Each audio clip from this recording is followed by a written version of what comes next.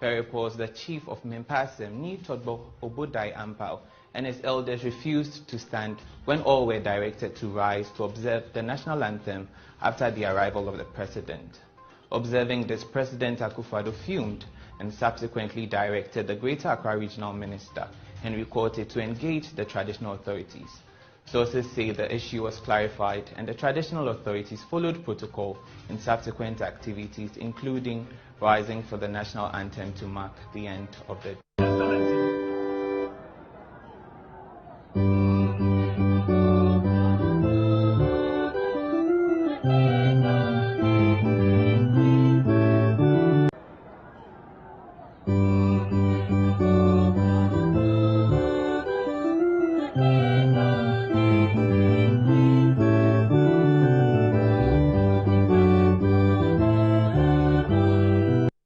How will you rate your dad's performance in office after all this economic crisis and IMF? How will you rate your dad's performance? Stellar. I think a lot of people do not understand the backroom pressures and responsibilities that are needed and what the tolls that it takes. But this is a leader that has taken it on effortlessly and has steered the ship that we all feel safe within these times of economic unrest. So for me, and I'm sure a lot of people would say that I'm biased, but a lot of people that do know me understand my objectivity, and I feel that he is leading us on a safe and steady course. So you disagree with the school of thought that your dad is not really performing well in office? Yes. He has mismanaged the economy? Yes, I disagree. How will you rate your dad's performance in office after all this economic crisis and IMF? How will you rate your dad's performance? Stellar. I think a lot of people do not understand the backroom pressures and responsibilities that are needed and what the tolls that it takes. But this is a leader that has taken it on effortlessly and has steered the ship that we all feel safe within these times of economic unrest. So for me, and I'm sure a lot of people would say that I'm biased, but a lot of people that do know me understand my objectivity, and I feel that he is leading us on a safe and steady course. So you disagree with the school of thought that your dad is not really performing well in office? Yes. He has mismanaged the economy? Yes, I disagree. I have known Justice Sophia Kufuor well for over 40 years. Indeed, she was my first junior in practice, as barristers call their work.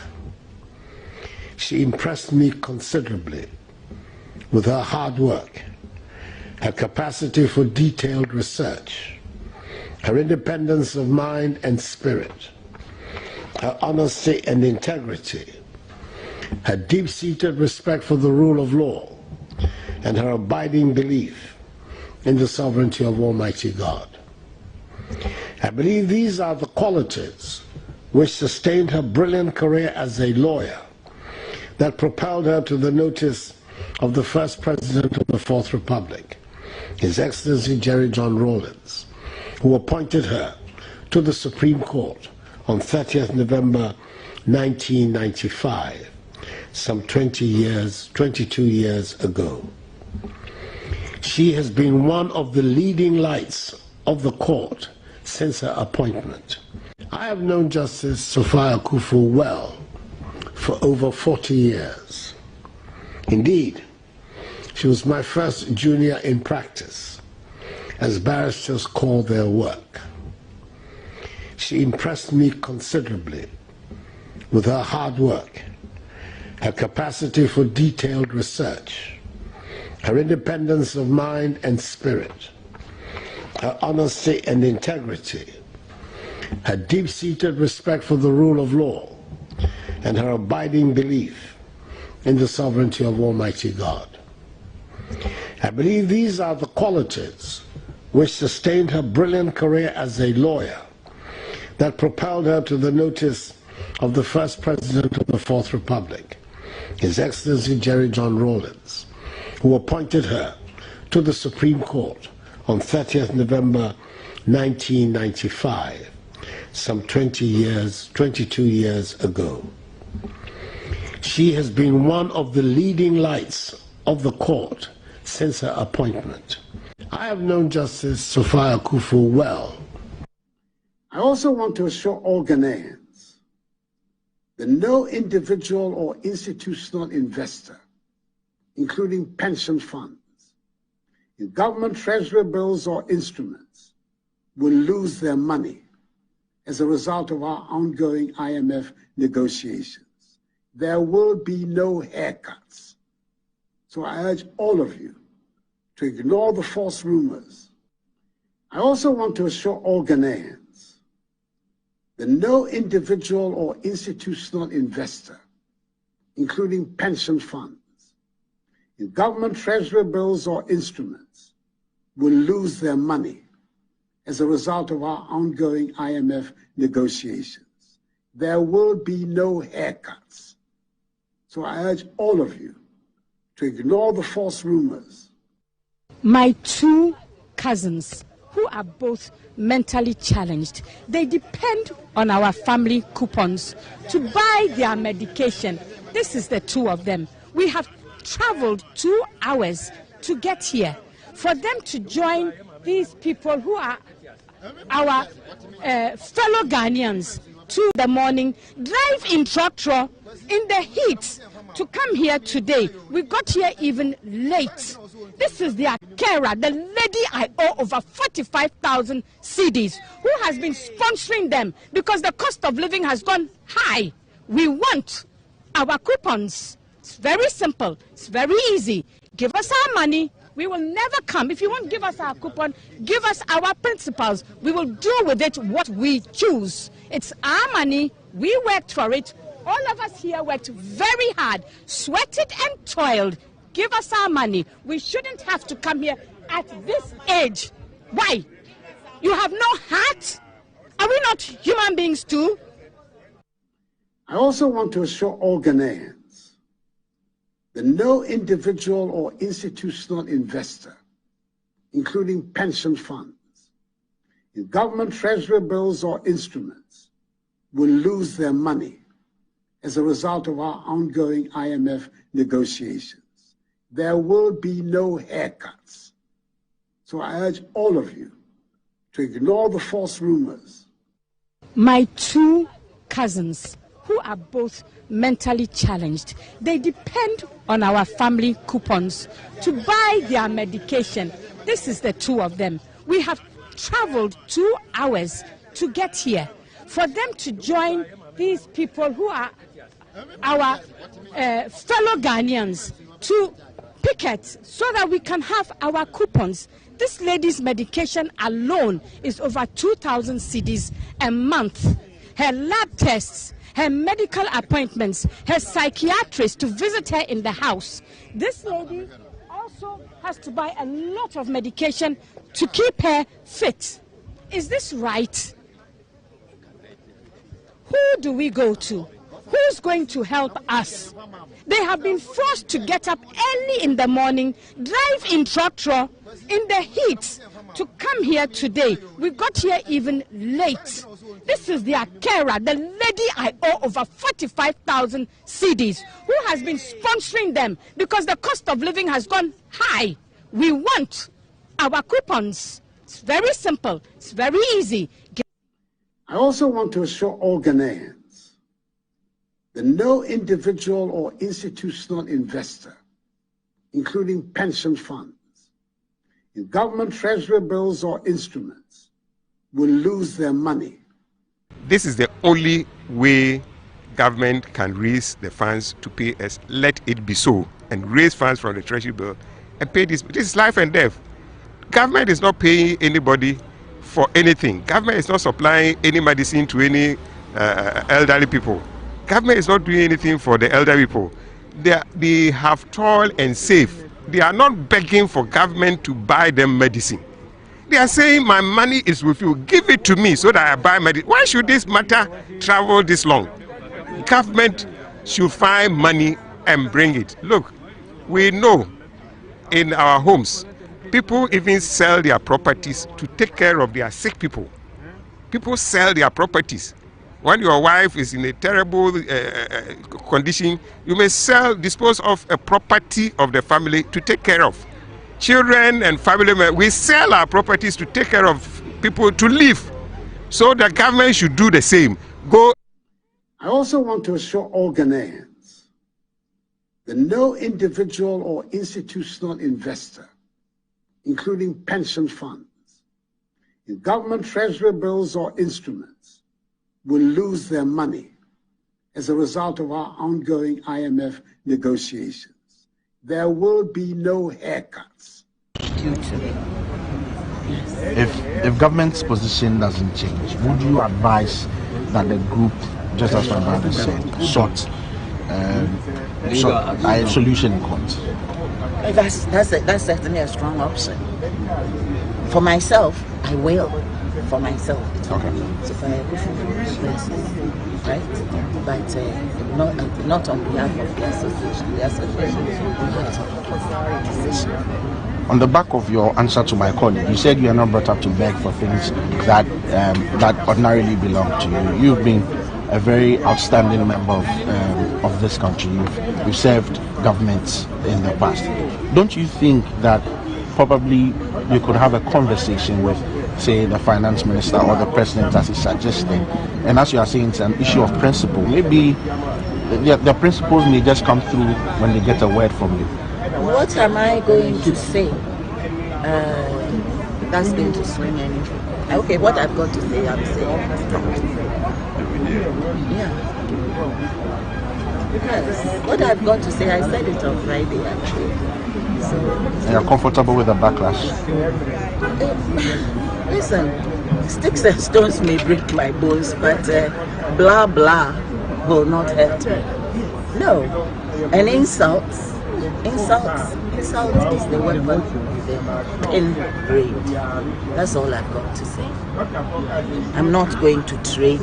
This conversation recently about the botched should be Ghana's policy on the exploitation. I like the word exploitation because it means you have it and you are now making the most of it. Yes, so the extraction, the processing, the production, the manufacture, everything. There should be a policy that is declared so that any agreement that's going to be signed or ratified henceforth, and that includes this one because it hasn't been ratified yet, yes, must at least have a particular framework which is a far departure from the colonial structure. I have known Justice Sophia Kufuor well for over 40 years.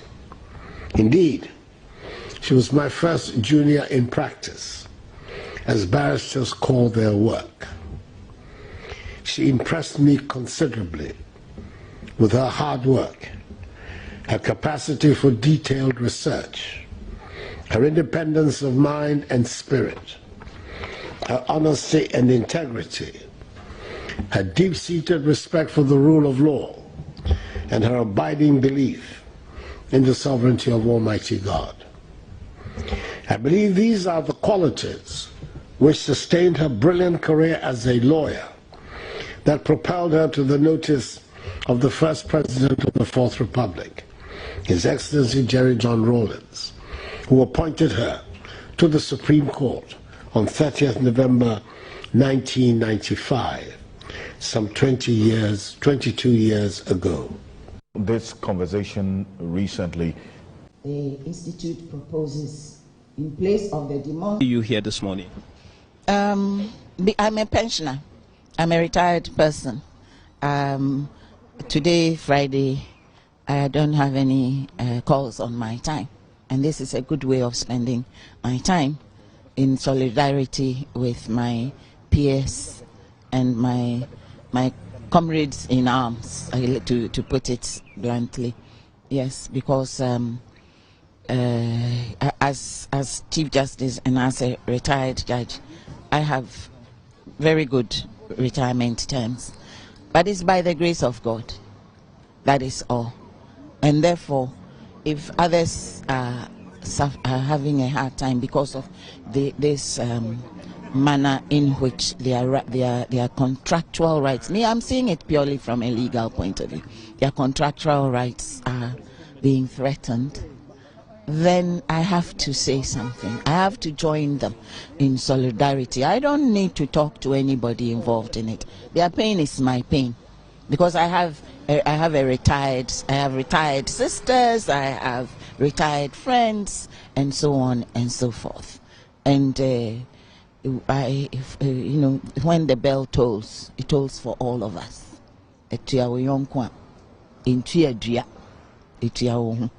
Yes. What's your own understanding of what is going on, the debt restructuring program? How best should government have gone about this? Young man, if I knew economics and finance, I'd have gone to the University of Ghana Business School. I went to law school because I know how to read, remember, talk, analyze. But you're asking me a question which, if I answer it in a certain way, some economist will tell me I know nothing. Yeah, I know nothing. All I say is that if there is the need to restructure debts, before you even decide you're going to restructure debts, the first thing you need to do, I believe, is to look within what is fully under your control and see where you can cut this, you can postpone this, you can reprioritize, and be honest with the people of Ghana. Because of A, B, C, D, E, and F, we will shelve this, we will put this on the back burner, we will prioritize this because it has to do with education, it has to do with a human life, and so on and so forth. You don't just jump at the low-hanging fruit. And the people whose money is in your hand, and you're going to tell them, okay, your money is in my hand, and this is how you're going to get it back. It's rude, it's wicked, it's unlawful, it's not right. It lacks good faith, it lacks humanity, because we are sitting here because we are well enough to come. Do you know how many people are languishing at home? Do you know how many people who are not even, they are in such a bad state, they are not even aware of what's going on, but it's their investments that have been keeping them alive. You don't know, you don't care. And you do not touch the old people. You do not touch the funds of the aged when you have not done other things. You have not done due diligence. You have not checked on what other things you do. We are not your last resort. You haven't reached the point of last resort. If they think they've reached the point of last resort, they should prove it to us and show us why this is the only solution. And in any case, it's not a lawful solution. So they should not even go there. Because if they change the law today, it will not affect what has already accrued. And so, as a lawyer, what are the legal perspectives? Are there any remedies for this bondholder? Should government still maintain the position they have taken? They can take them to court because there's a contract. And the contract said something. You did not, certainly in what I signed up, there was no clause in there which says when the government becomes and thinks it has become bankrupt, it will not pay you. So long as government has properties, I can sue them and I can claim my entitlements through there. But it should not come to that. I'm a Ghanaian citizen. There's today. But tomorrow Ghana will continue to exist, with or without Kufuor and so on and so forth. I also want to assure all Ghanaians that no individual or institutional investor, including pension funds, in government treasury bills or instruments, will lose their money as a result of our ongoing IMF negotiations. There will be no haircuts. So I urge all of you to ignore the false rumors. What is the difference between the ordinary thief and a political thief? Number one, the ordinary thief steals your money, your bag, your watch, and your jewelry, isn't it? But the political thief steals your future, your career, your education, your health, and your business. Number two, the hilarious part is that the ordinary thief will choose whom to rob. But you are the one who choose the political thief to rob you. Because we choose them. We vote them. We blindly say we are not blind. Who is deceiving who? The ridiculous part of the whole issue is that we will fight to defend and protect our belongings from the ordinary thief. Is it not? But we fight each other to defend and protect the political thief. Is that not what we do? Thugs will be fighting themselves to protect those that are stealing our career, stealing our job, stealing our health, stealing our success. What a shame. If you reach a certain stage in life and there is nobody who can look you in the eye and tell you the truth, you are doomed. And that is where our country has gotten to. We need to rescue this country. Wallahi. And I feel very terrible as a Ghanaian at this time. This country is in serious trouble, ladies and gentlemen. We are in serious trouble. We need to rescue this country, ladies and gentlemen. The presidency has been so depraved, so muddied, so dirtied, that I tell you in all sincerity as a Ghanaian, that I feel terribly sad today as a Ghanaian. We need to rescue this country. Wallahi. Inshallah. Please don't cry. We shall rescue our country.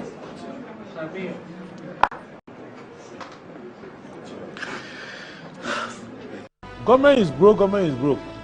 The people are spending billions to go inside the government that is broke. Have you ever seen a minister who resigned because government is broke before?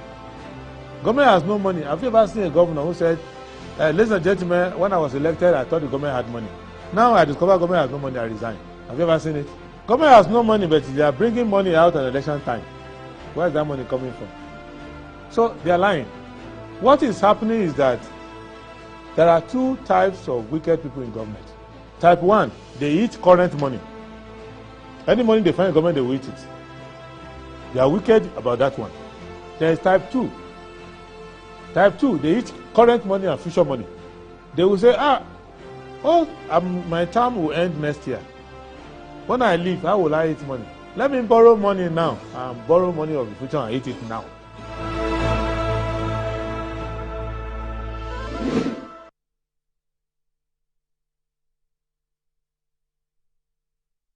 Right, hello, good morning and welcome to the show. This is Good Morning Ghana live on Metro TV. It's a Friday, the 26th day of July 2024. By His grace, we're live and we're here. We're here to another edition of the show. Our gratitude will go to the Most High God for the very privilege of being alive and, of course, the opportunity of having another conversation around the top stories making the rounds here in our dear Republic. I'll let you into our panel for the morning's conversation shortly. But let's take a look At the front page of our newspapers, Daily Graphic. Decade on remand without trial. 12 gain freedom at last. Africa's largest rooftop solar project commissioned in Tema. Autism symptoms reversible. Pediatrician. Easy to conduct mop-up registration August 1 to 3. Winneba hosts 4th ECOWAS Parliament session. The Ghanaian Times. Death of students in schools. CRI fumes at 4 SHSs. Accuses authorities of neglect towards students' welfare. 193 health facilities nationwide enrolled onto e-health platform. Finance Minister. Increased size of oil blocks to attract more investments to sector. Dr. Mantiao. JFAP. 12 remand prisoners freed. 10 granted bail. Daily Guide. Krapa commissions largest rooftop solar project. Speaker hosts Ivorian counterpart. Nana fulfills UHA's promise.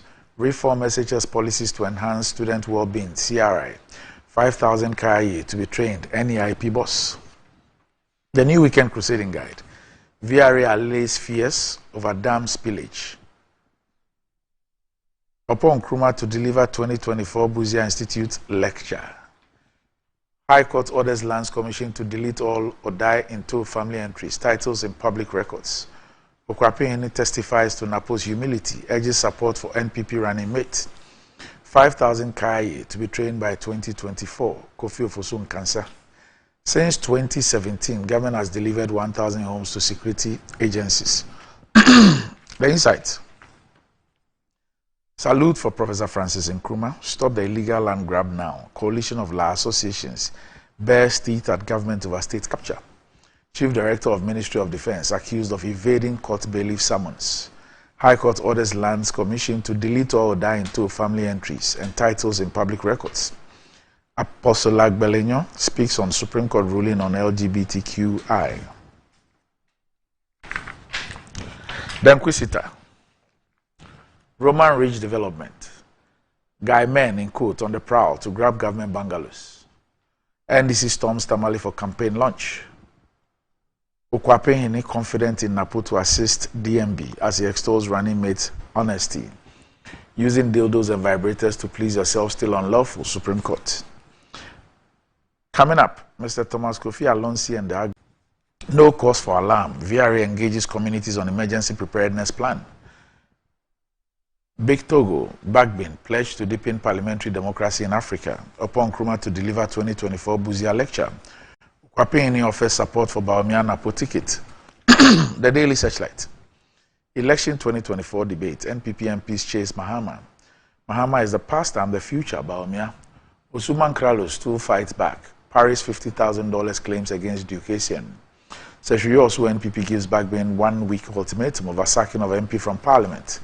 Ghana SMEs and Startup Week 2024 launched to fuel businesses to greatness. The New Finder. Guta Hills media budget calls for consolidation of economic gains. Tourism, hospitality should be seen as serious business. Professor Shen. CD depreciation, creditors cash add 134 billion cedis to public debt in 6 months. No decision yet to spill water from Akosombo Dam, VRA. Central Refinery's full operational license receives ARDA and CITAC praise.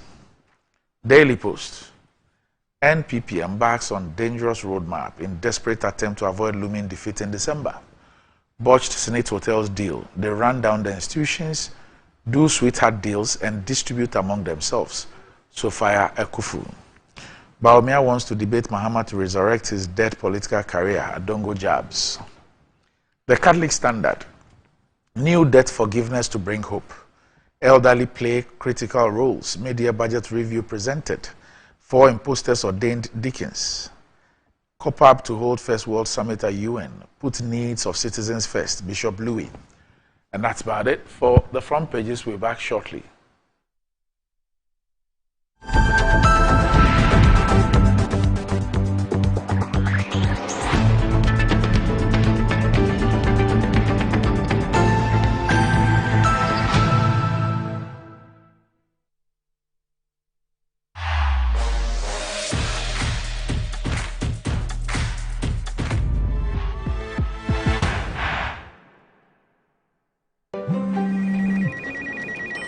She's coming. She's coming!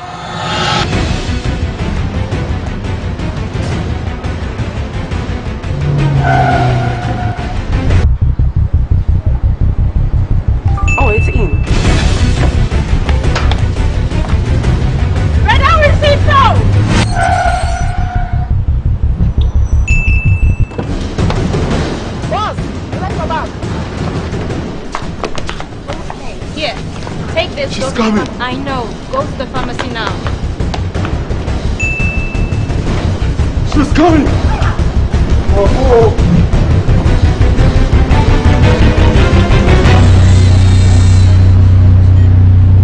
She's here. Pay faster, pay safer, and pay easy with Momo app. Download now and pay with the QR code, merchant ID, and so much more. Rise and shine, it's another day to stay on point. Toast is spread, it's still on point. Watch is spread it all day long. Still on point, yes, it's still on point. It's still on point. Watch is spread, it's still on point. For your bread, it's creamy. For your toast, it's still on point. It's yummy, delicious. It's still on point. Still on point, yes, it's still on point. It's still on point. It's still on point, yes, it's still on point. It's still on point. For your toast, it's still on point. It's still on point. Fortune spread, it's yummy, delicious. It's still on point. Fortune spread, delicious, creamy, and always on point. This advert is FDA approved. In today's modern world, stairs are a challenge, especially for our elderly and those with health concerns. Navigating them can be difficult and even dangerous, but there's a safer way to move vertically. Lifts and Elevators Limited Company, your answer to a more accessible and secure vertical transportation. Our elevators and escalators, including top-of-the-line pneumatic vacuum elevators, Fuji elevators and escalators, offer a safer and more convenient alternative, eliminating the risks of stairs and enhancing accessibility for homes, businesses, and hospitals. Choose safety and convenience with Lifts and Elevators Limited Company. Elevate your spaces today. For more information, visit our website at www.elevatorsgh.org or call now on 0200-535-515. Lifts and Elevators Limited Company, the elevator people.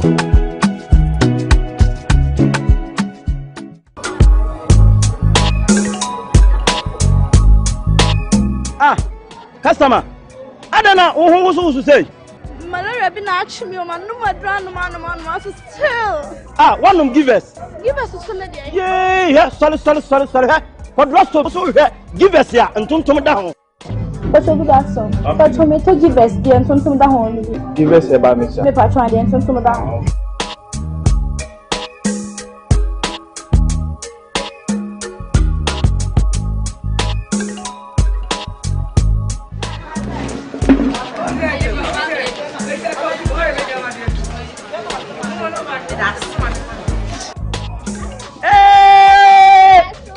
Customer. Give us that now. Onuya kayo oba wa fafuro nom de o ma no banu fo nom akwada wa ni mfie dumie no ono nso nom Bet Blast Boom exclusively on Betway. Win up to 300% more when you play FlyX with Win Boost from Betway. Betway, get way more. Anti-cavity, gum protection, brighter teeth, and fresh breath. I'm a fat missy way. Pacho Bantama. Machasi.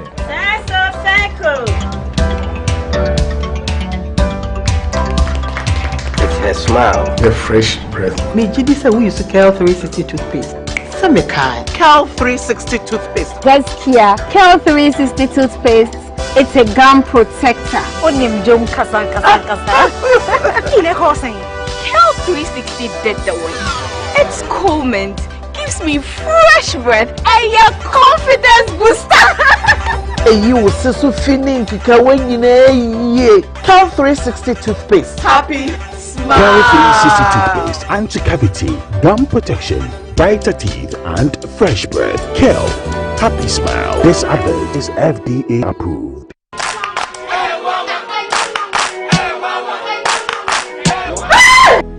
Papa is walking the wall. Bar Herbal Hospital. Specialists in every kind of bone disease. Bar Herbal Hospital. baby, a son of Whipia, and so Yari, Simi Sapa, don't pay spinal cord, swelling of the arms, arthritis, bone injury, swelling of the leg with reddish color around it, and so on. See, Herbal Hospital has special ultra-modern machine for checking up the body. I have tried them and I got good results. Try Herbal Hospital.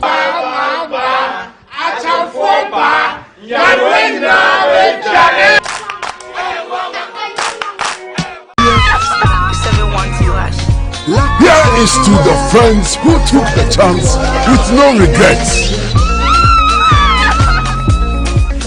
Investors no more hating fortune. To the health workers who diagnosed blacks every move.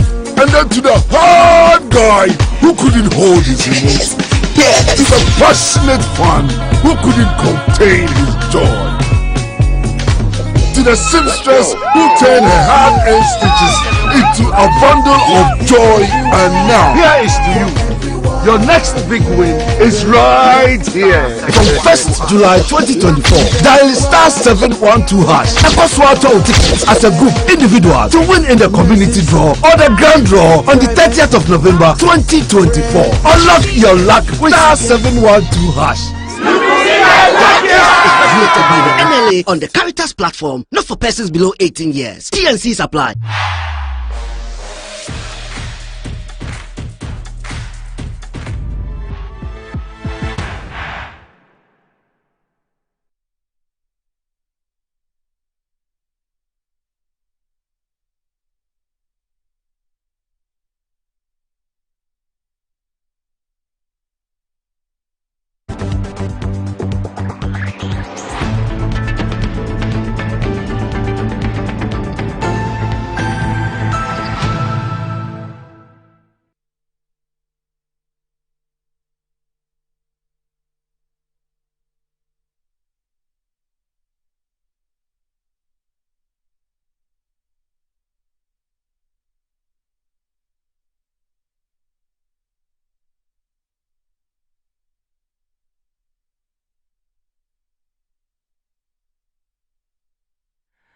Right, welcome back to the show. If you just joined us, this is the 112-193 edition of Good Morning Ghana. And I'm sure you're wondering what 112 and 193 are. Okay, so if you want to call an ambulance, you either dial 112 or 193. Okay, well, with me on the show this morning, I have Associate Professor Kingsley Nyakun, who is the Honorable Member of Parliament for the Kwadaso constituency, and also the Honorable Deputy Minister of Education. Doc, good morning. Good morning, my brother and very good friend, Randy Abbey, PhD. How are you doing? Good. Also with me on the show this morning is the Member of Parliament for the North Don constituency, and also chairman of the Government Assurances Committee in Parliament, the Honorable Samuel Okujeto Ablakwa. Son of man, good morning. Hi, good morning, Doc. Right. Well, we're still in the month of July, and it's still the SME month as far as MTN is concerned. So if you own a small or medium-sized business, get ready for an exciting month ahead as MTN Ghana brings you a host of exciting events carefully planned for SMEs across the regions. Businesses will be given the opportunity to set up at the MTN head office at the SME pop-up event from the 4th to the 30th of July. There will be quizzes on social media pages of MTN with exciting prizes to be won. MTN will also have developmental and capacity training for SMEs across the regions. There will be promotions and major discounts on MTN's products to boost your pocket and your business. The month's activities was capped by an SME fair, which ran from the 18th to the 20th of July at the Tetekwashi interchange. And then the second one is actually starting today, the 26th of July, and will end on Sunday, the 28th of July, and it's happening at the KJTR market. So don't miss out on an open invitation to gain access to top-notch solutions, exposure to partners, and an opportunity to put your business on the map. Be a part of MTN SME Month 2024.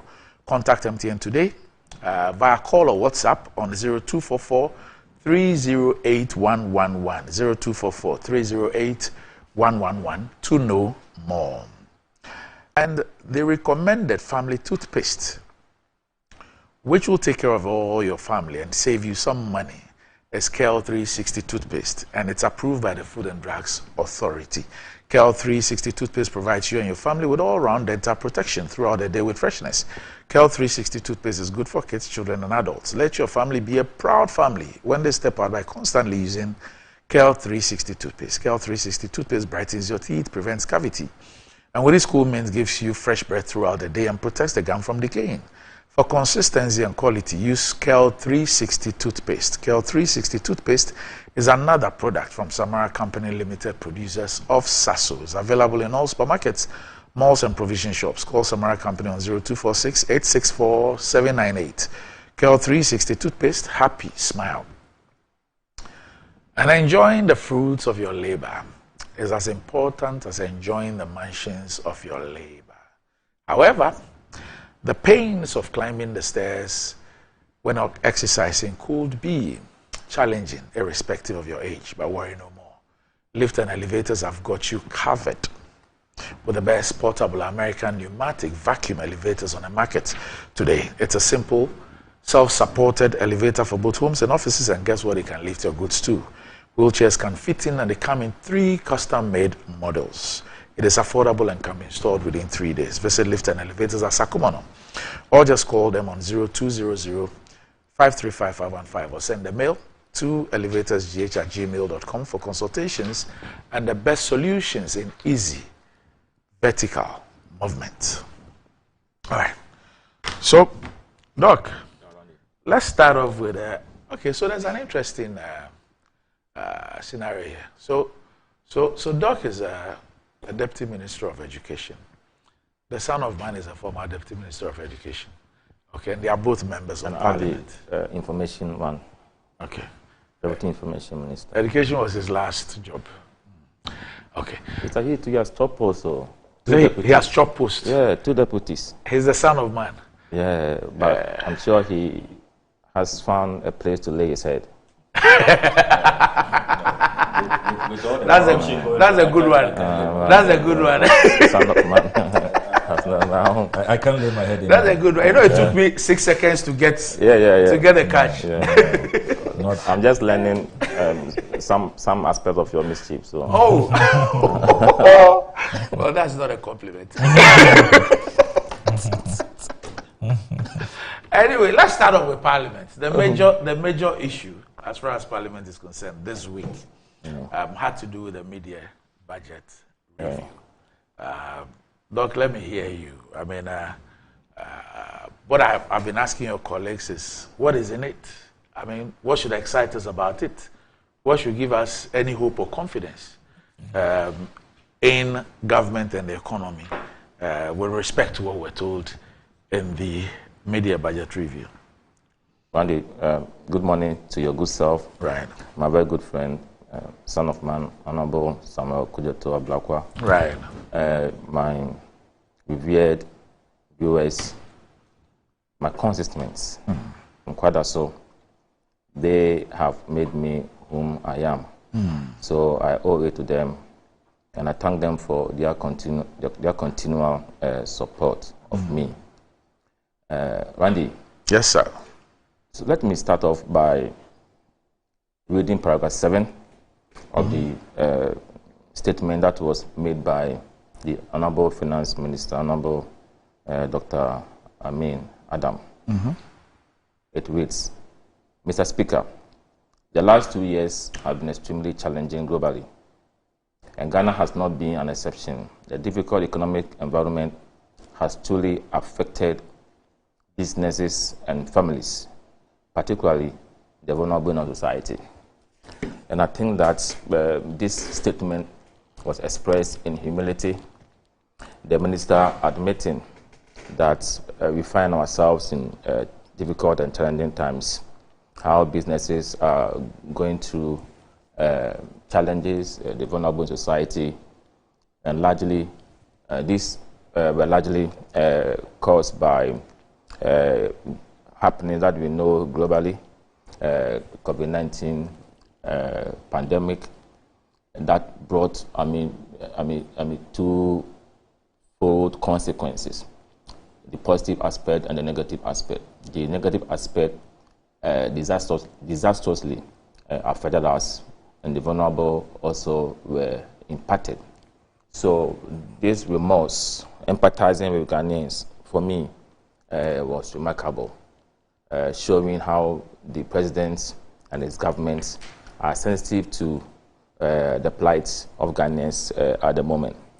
We'll continue to crave on the indulgence of Ghanaians to bear with us as we do our best to continue to turn the corner and make the living conditions better for us all. Randy, so what was in the statement? The minister told us, especially by looking at the macroeconomic indicators, how we are moving away from, the high numbers to relatively low numbers. He talked about the growth rate, that within the first quarter of this year, done 4.7% as compared to the 3.1% that was done in the corresponding period last year. Don't forget that we had projected to grow the economy by 1.5% by end year 2023. We ended up with 2.9%, an improvement. So the 4.7, according to the minister, was that at least we've seen an improvement.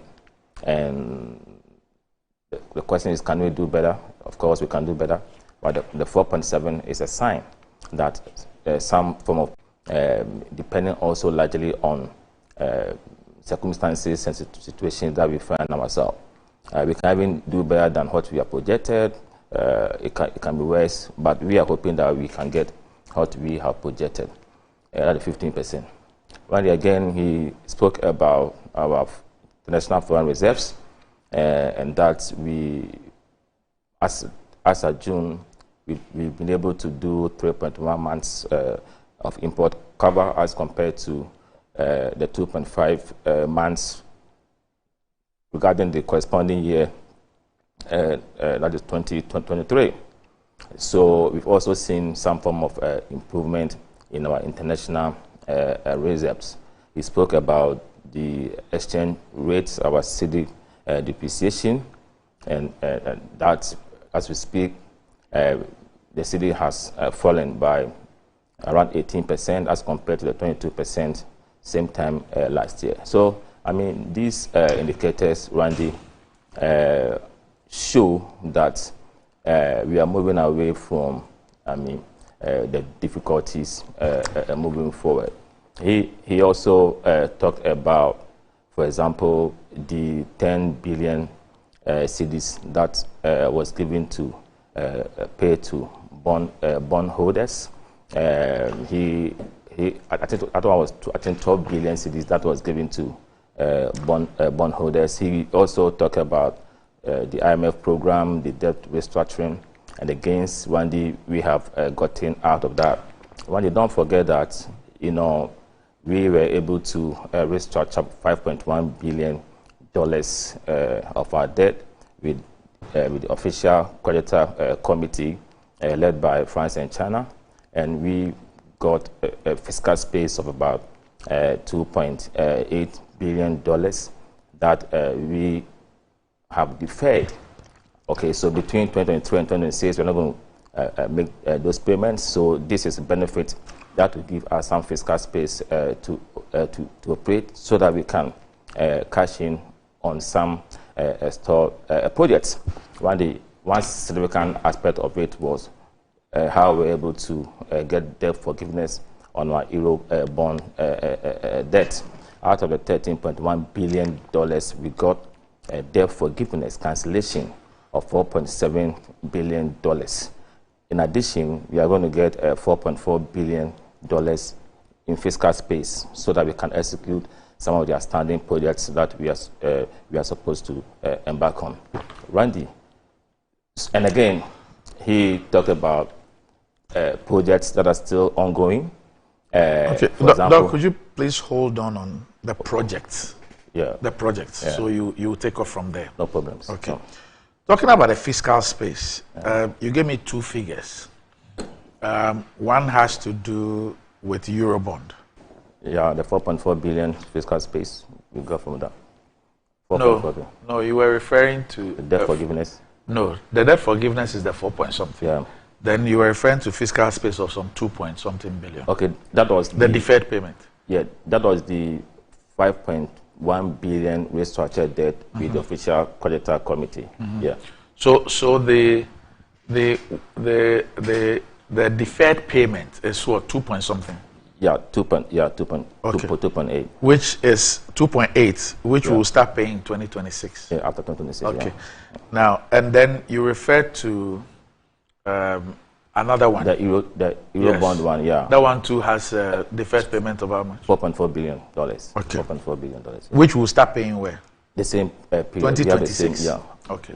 Yeah. Now, so this is why I asked the question. So if you look at the two, we are speaking of about some 7.2 billion. Yeah, 2.8 plus 4.4. Yeah, 7.2 billion.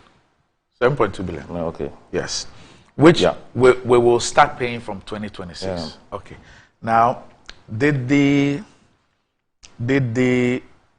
media review tell us the plans that government is put in place to ensure that when this monies are due from 2026, we will be able to pay?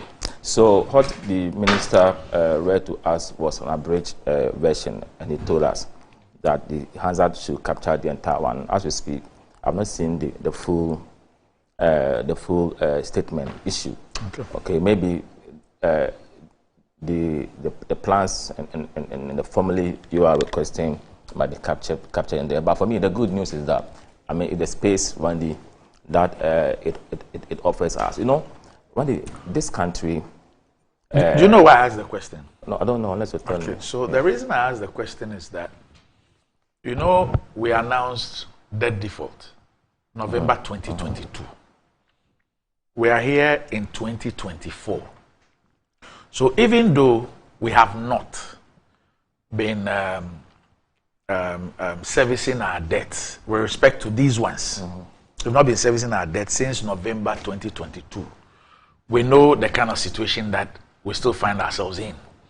So that's why I asked the question, that if all of this will be due from 2026, and we are talking about fiscal space, and we are talking about a windfall, 2026 is just around the corner. Yeah.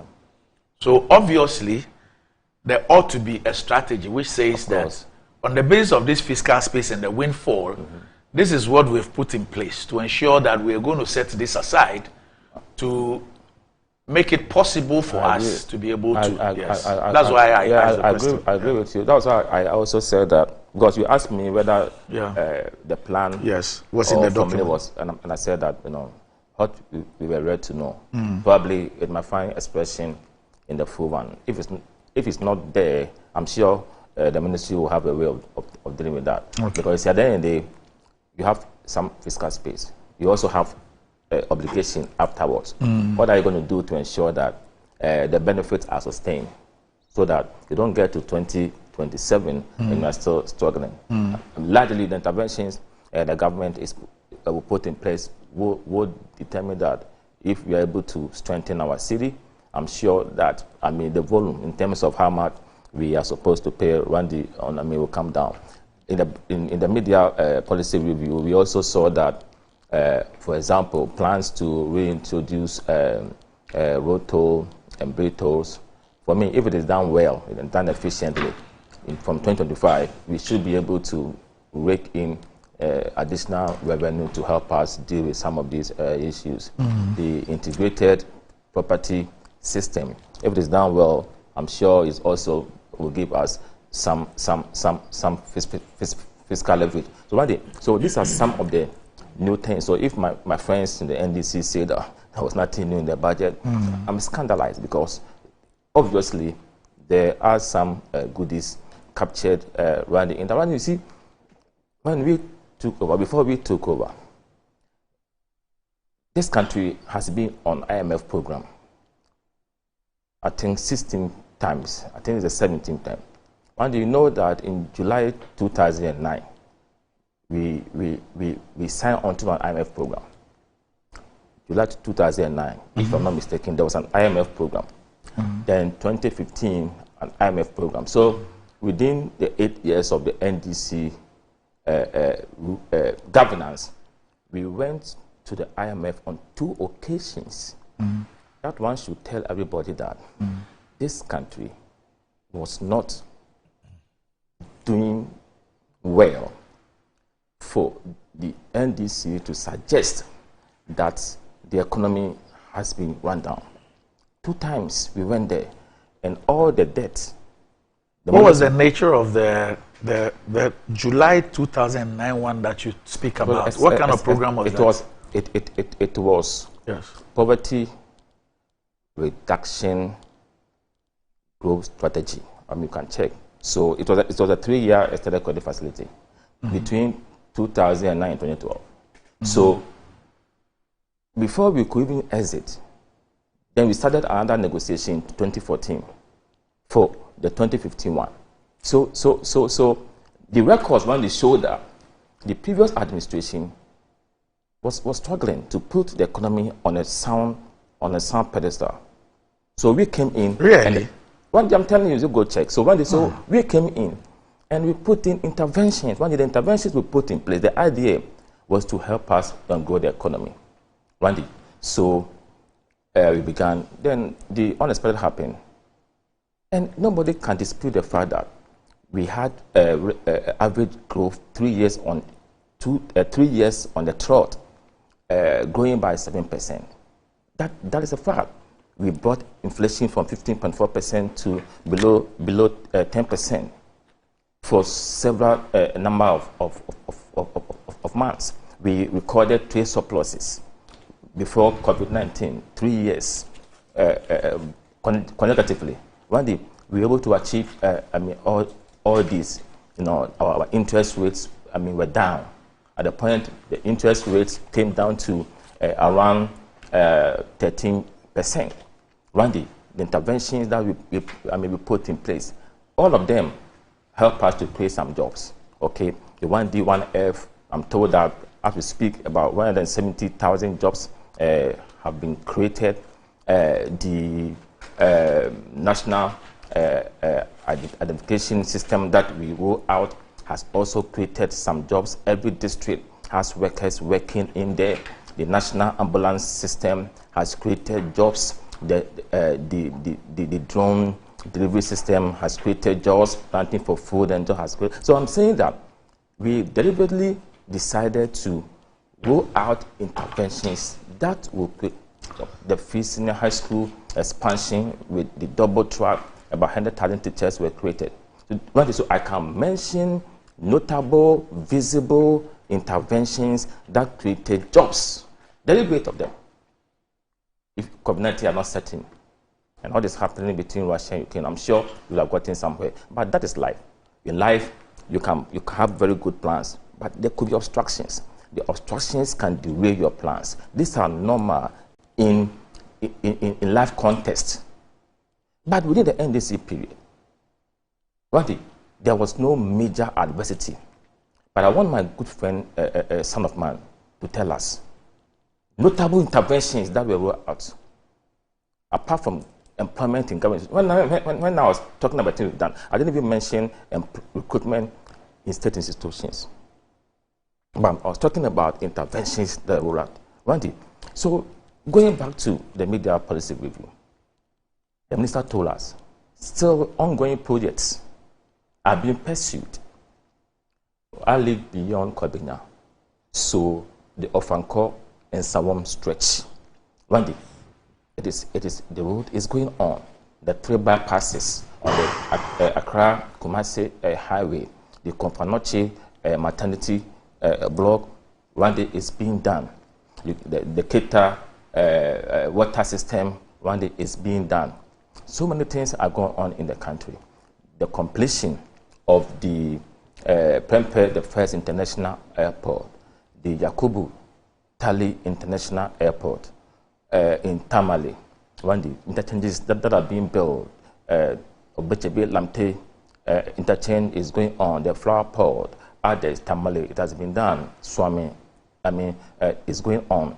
Road constructions everywhere going on. So we spent, but these are some of the areas that we have, invested, heavily. The minister told us that between January and June, about 10 billion cedis is being spent, in road construction.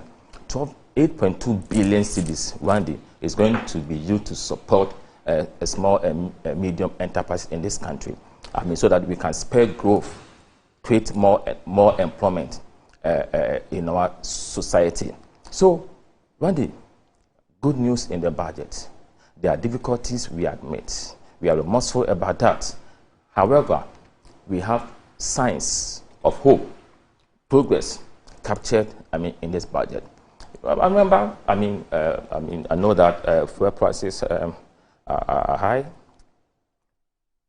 So I share in the pains, especially of total drivers and taxi drivers, commercial vehicle users.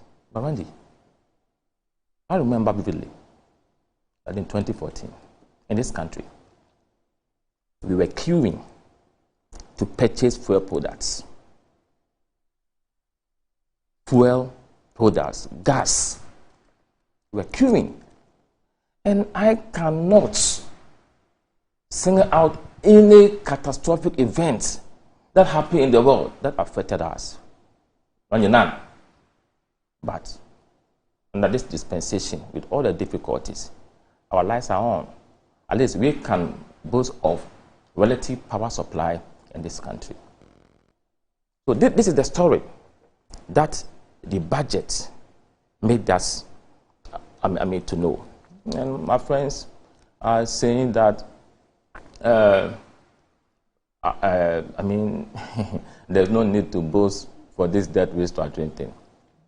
Well, at least the effectiveness of the finance ministry, the staff, the effective skills and negotiation skills, Randy, has given us some debt forgiveness. $4.7 billion is huge money. And NDC contracted some euro bonds, I think about 4 or 5 times, are starting to be corrected. All this will add up to our debt. But the question is, how have we been able to utilize these monies? Are we doing things that are inuring to the benefit of the Ghanaian? One day, I think the answer is in the affirmative. We are doing things right. And I hope that we can even do more. Free Senior High School. The minister told us that between January and June, 1.5 billion cedis has been used on 1.48 million of our children. And for me, that is instructive. Randy, he also said that TVET, our children within the TVET institutions, is now 168,000. 168,000. Huge figures. These numbers were hovering around 50,000 or so. Randy, we have increased these numbers intentionally. 168,000. By the way, as we speak, they are writing the Certificate 2 examinations, those in the TVET institution. They are writing the elective ones. I went to Accra Technical Training Center last week or so to visit them. Randy, I was told that in 2014, the total enrollment in that school was 842. When I went there last week, Monday, those who were sitting for the exams were 956. So those who were sitting for the exam, the number is even more than the total enrollment in 2014. It's remarkable. It's huge. We are preparing the middle level manpower skills in this country. We are preparing our case. And that is where the world is heading towards now. The public sector cannot do so much. So the idea to provide skills to our children, our brothers and sisters, one day is something laudable. Government has spent so much money in this area. the STEM schools and the STEM centers that we are establishing to boost the interest in science education, in technology education, in engineering education, in mathematics education. As we speak, we are not doing so well, Randy, when it comes to the science-humanity ratios. These efforts will help us to boost those numbers and also help us to be more focused on our industrialization agenda. So some good things are happening. Some positives are going on under this administration. And now Danko Kufuor and Dr.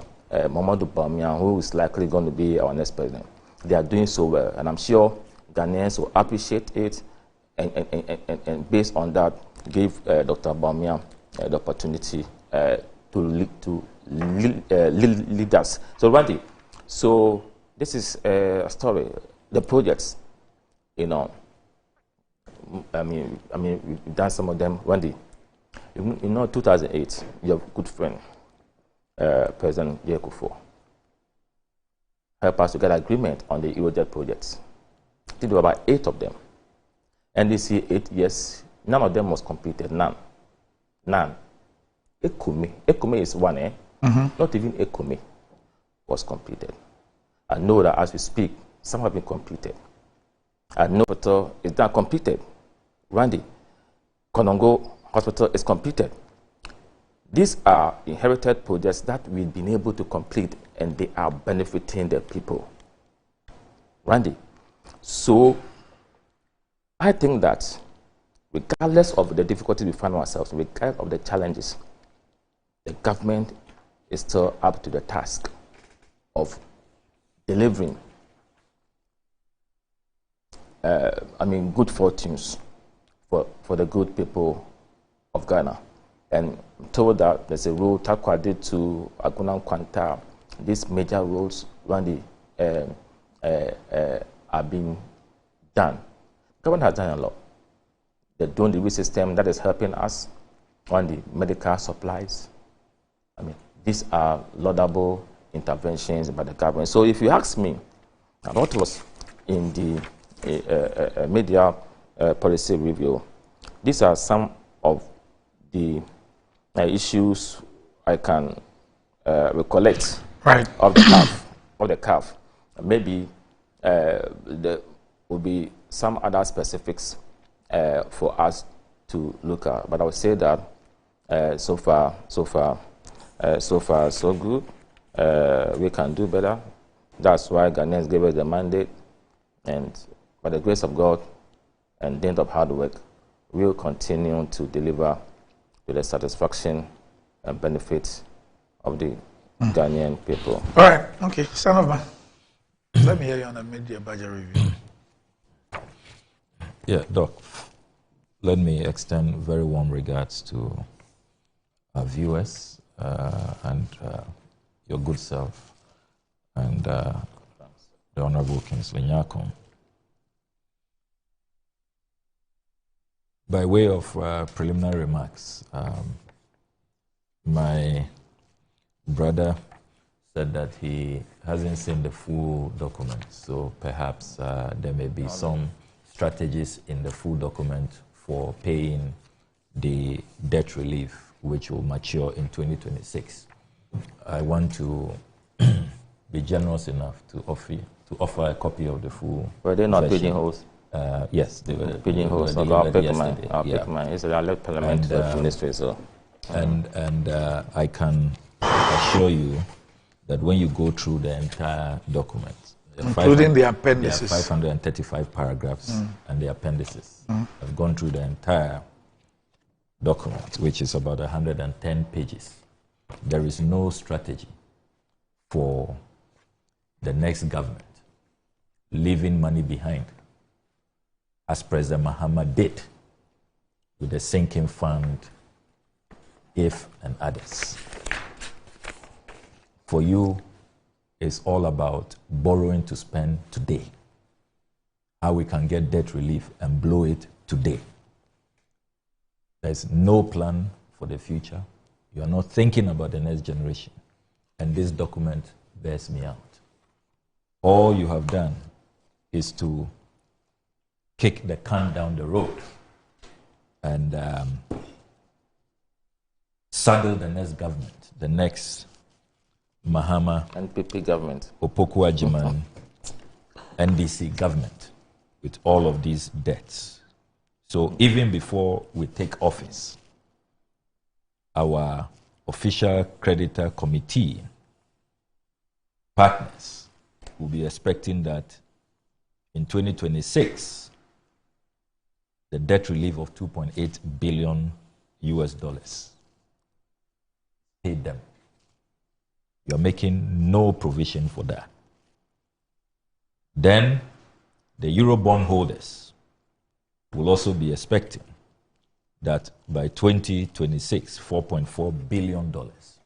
You go through this entire document and there is no strategy, no plan for how we are going to defray these obligations. How did we get here? It must not be lost on any of us.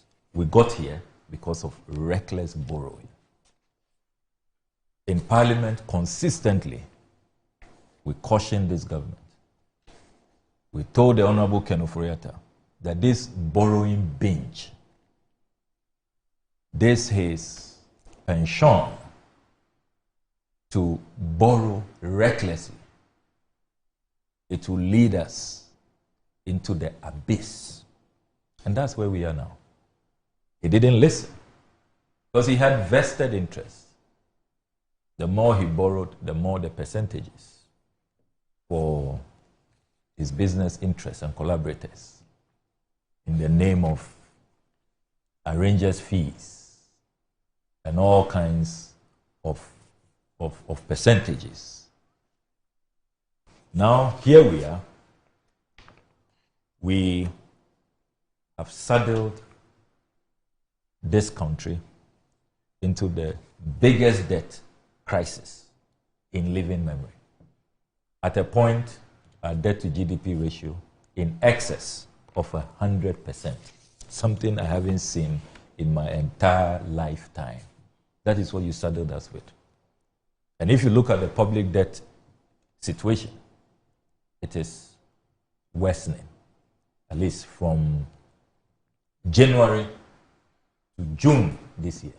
According to the new Minister for Finance, our public debt situation now stands at 742 billion Ghana cedis. This is minus debt forgiveness. This is minus debt forgiveness. You know, so and that is 70.6% of GDP. We have crossed the dreaded ratio, you know, of 60%, which the NDC government never did. We never got anywhere near, you know, the dreaded 60% mark. So here we are in the abyss. So much pain, so much anguish. People's lives have been destroyed. Livelihoods have been devastated by economic mismanagement. Businesses have collapsed. And we are a country that cannot even feed itself. The basic requirements of human survival, we cannot even meet it. And Doc, last year, the Ghana Trade Report, which I read excerpts from last week, makes for very frightening reading. A country that cannot feed itself. If you read the Ghana Trade Report, in 2023, we imported food worth 26.7 billion Ghana cedis. Despite spending over 10 billion on so-called planting for food and jobs, we imported guinea fowls, onions, tomatoes, fish, beef, grains. We imported virtually everything you can think about. We can't even feed ourselves. We can't feed ourselves. We have become the third largest importer of tomato paste from Germany. We have become the biggest importer of guinea fowls from Denmark. Can you believe that? Can you believe that? Look at all our river bodies. We've allowed Galamsey to destroy them. We are importing fish from Europe. We are importing tomatoes from Niger, from Burkina Faso, semi-deserts. That is our reality. And if you pay regard to the Ghana Statistical Service report on multidimensional poverty, a third of our population are now classified as multidimensionally poor. Thanks to your inhumane, insensitive policies, you have left more Ghanaians impoverished than you came to meet them. That is your scorecard. 36.7% of our population are multidimensionally poor. The vast majority can be found in the Ashanti region. Your own region, my brother, 43.5% are experiencing extreme poverty, according to this report. So, you look all around you and you see destitution, you see deprivation. Look at the cost of living situation. We now have a cost of living crisis. People can barely buy foodstuffs at the market. I have seen on social media numerous videos from ordinary Ghanaians, our mothers, complaining about the price of tomatoes. They'll tell you one tiny tomato, 5 cedis, 10 cedis. And they compare it to 2016 and they can't believe what is going on. A tuber of yam, onions, everything is out of the roof. So you see, in this discussion, Doc, the time has come for us to all concede that this neoliberal dependency mindset, always running to the IMF, being so reckless and mismanaging our affairs, to the extent that now the IMF has to send a police officer to be at the Ministry of Finance, to be at the Bank of Ghana, to be policing us. We ought to be embarrassed as a country.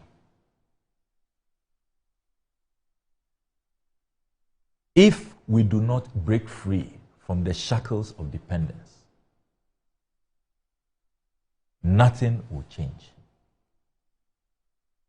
The only way forward is to have a new leadership, a new mindset that will be visionary, that will eschew corruption, and that will invest, instead of investing in corruption, invest in the things that matter to our people.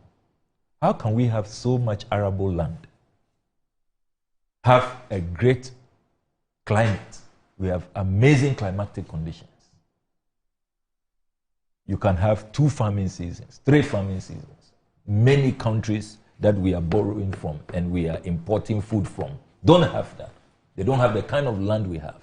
The soil fertility levels we have, they don't have it. How is it that we can feed ourselves? It is just bad leadership, corruption,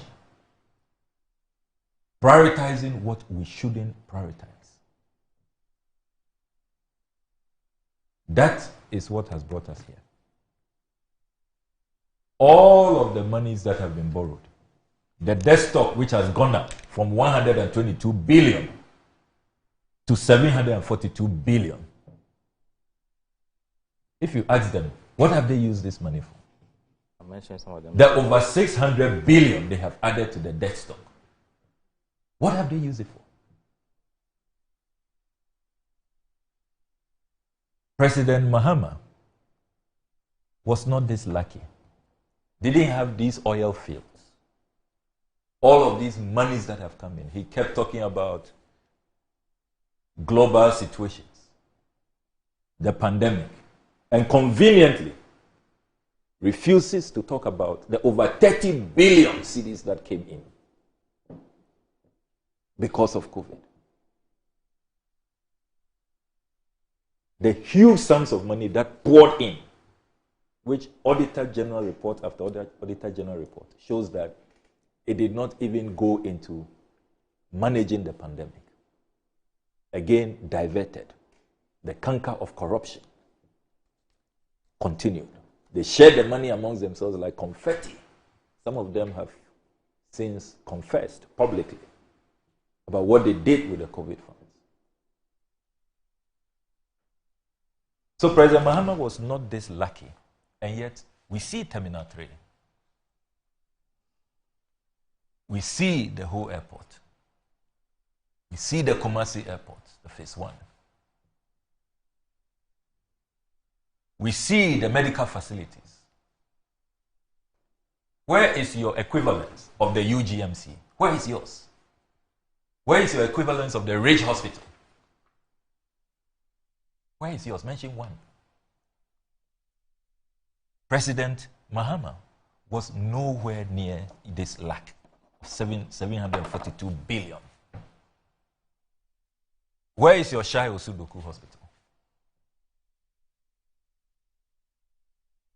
So, it is clear that we will continue to impoverish our people. This government will continue to wreak havoc if we do not boot them out of office and if we do not bring in a new leadership approach that will break free from the cycle of dependence. That is the only way forward. Because you go through this and there are no new ideas. There is no plan for the future.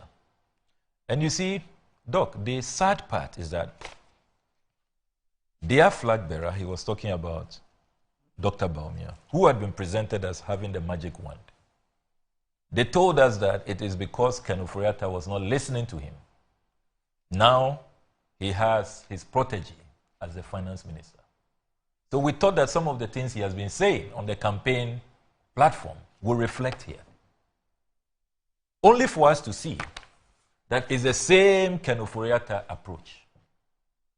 Indeed, when you go to the last paragraphs of this, Ken Ofori-Atta was hailed to the high heavens. I couldn't believe it. Paragraph 532, I want to acknowledge my predecessor, Honorable Ken Ofori-Atta, for his leadership and dedication of service in the Ministry of Finance. Wow. The leadership which has brought us here. So, Dr. Baumia has got his protege, who we are told listens to him. So, all the things he has been saying, how come none of them could reflect, at least for the last 6 months? 6 months, half year, it's considerable time to solve the crisis that the people have been saddled with, the mismanagement that you have created. E-levy, how come it couldn't be taken out?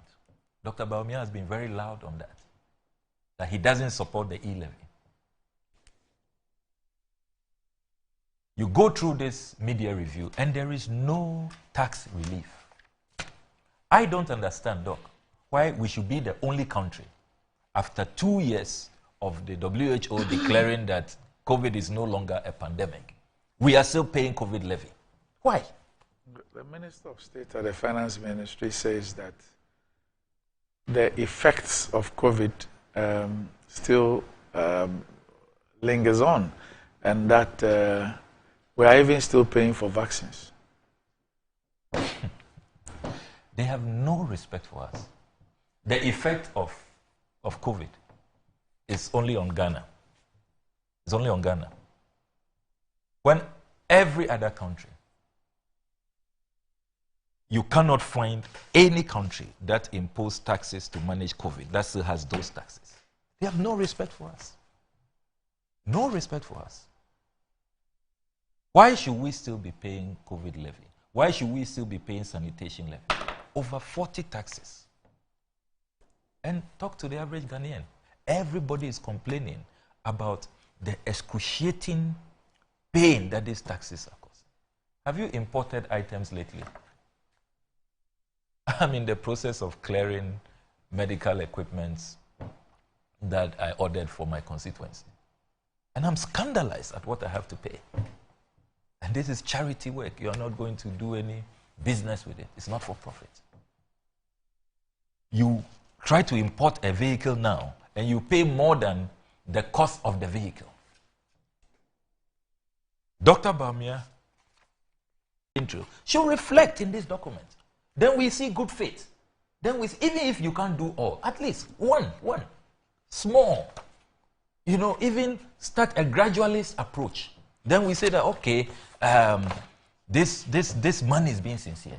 So you are expecting that after betraying us, after showing this treachery, agreeing with us now that you have mismanaged this economy, things should not be as it is, you are going to do things differently. You have the power. You are not an opposition leader. At least let it reflect. Now, I honestly pity the next finance minister under the NDC government. And I am glad that former President Mahama has rolled out a raft of major cost-saving measures, because it's the only way forward. President Mahama is saying that he will govern with not more than 60 ministers. I'm very happy about that. President Mahama is saying that no ex gratia. I'm very happy about that. He is saying that he is not going to allow this unbridled greed where state assets, we should rather generate resources for our country. Appointees are allowed to buy them.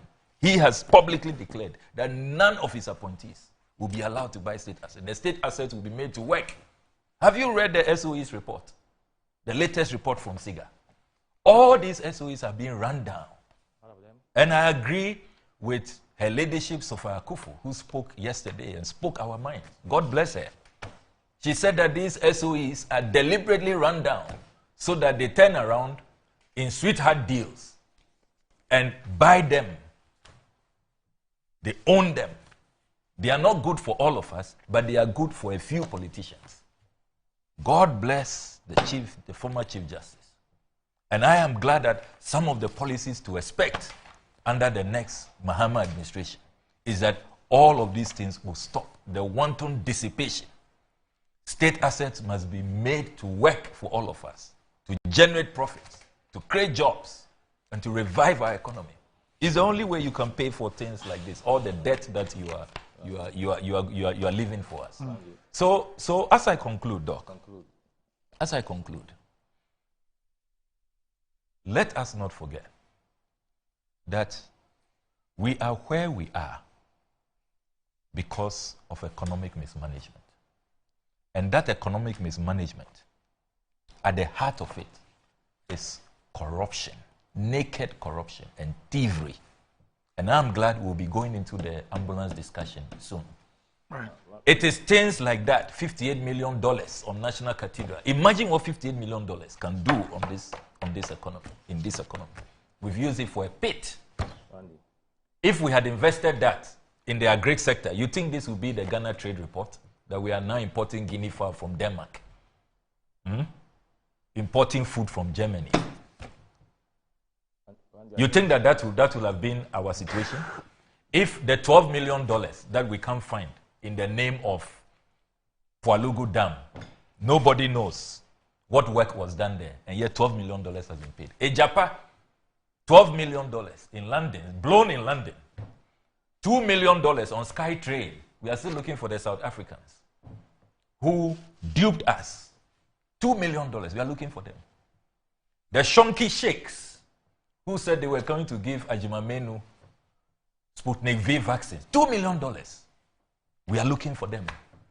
I can go on and on and on. There are 31 scandals that I have broken. I alone, 31. Which has cost this country billions of dollars. Billions of dollars. Imagine what that can do to transform the lives of people. Unemployment is at an all-time high, 14.7%. People at home, 4 years, 5 years. Nowhere to work, no factories, no jobs. And you want to tell us that this is the panacea. This thing that kicks the trouble to 2026. And he's spoken a lot and he's repeating himself. Look. I mean, this is very, very unfair. If you check your time, it's okay. If you check your time, I allowed you. I've considered. Let's move on. Please. I've considered. Let's move on. We'll spend 5 more minutes each on this subject and then we'll move on. Okay. Yes. Okay, Randy. So he's talking about unemployment going high.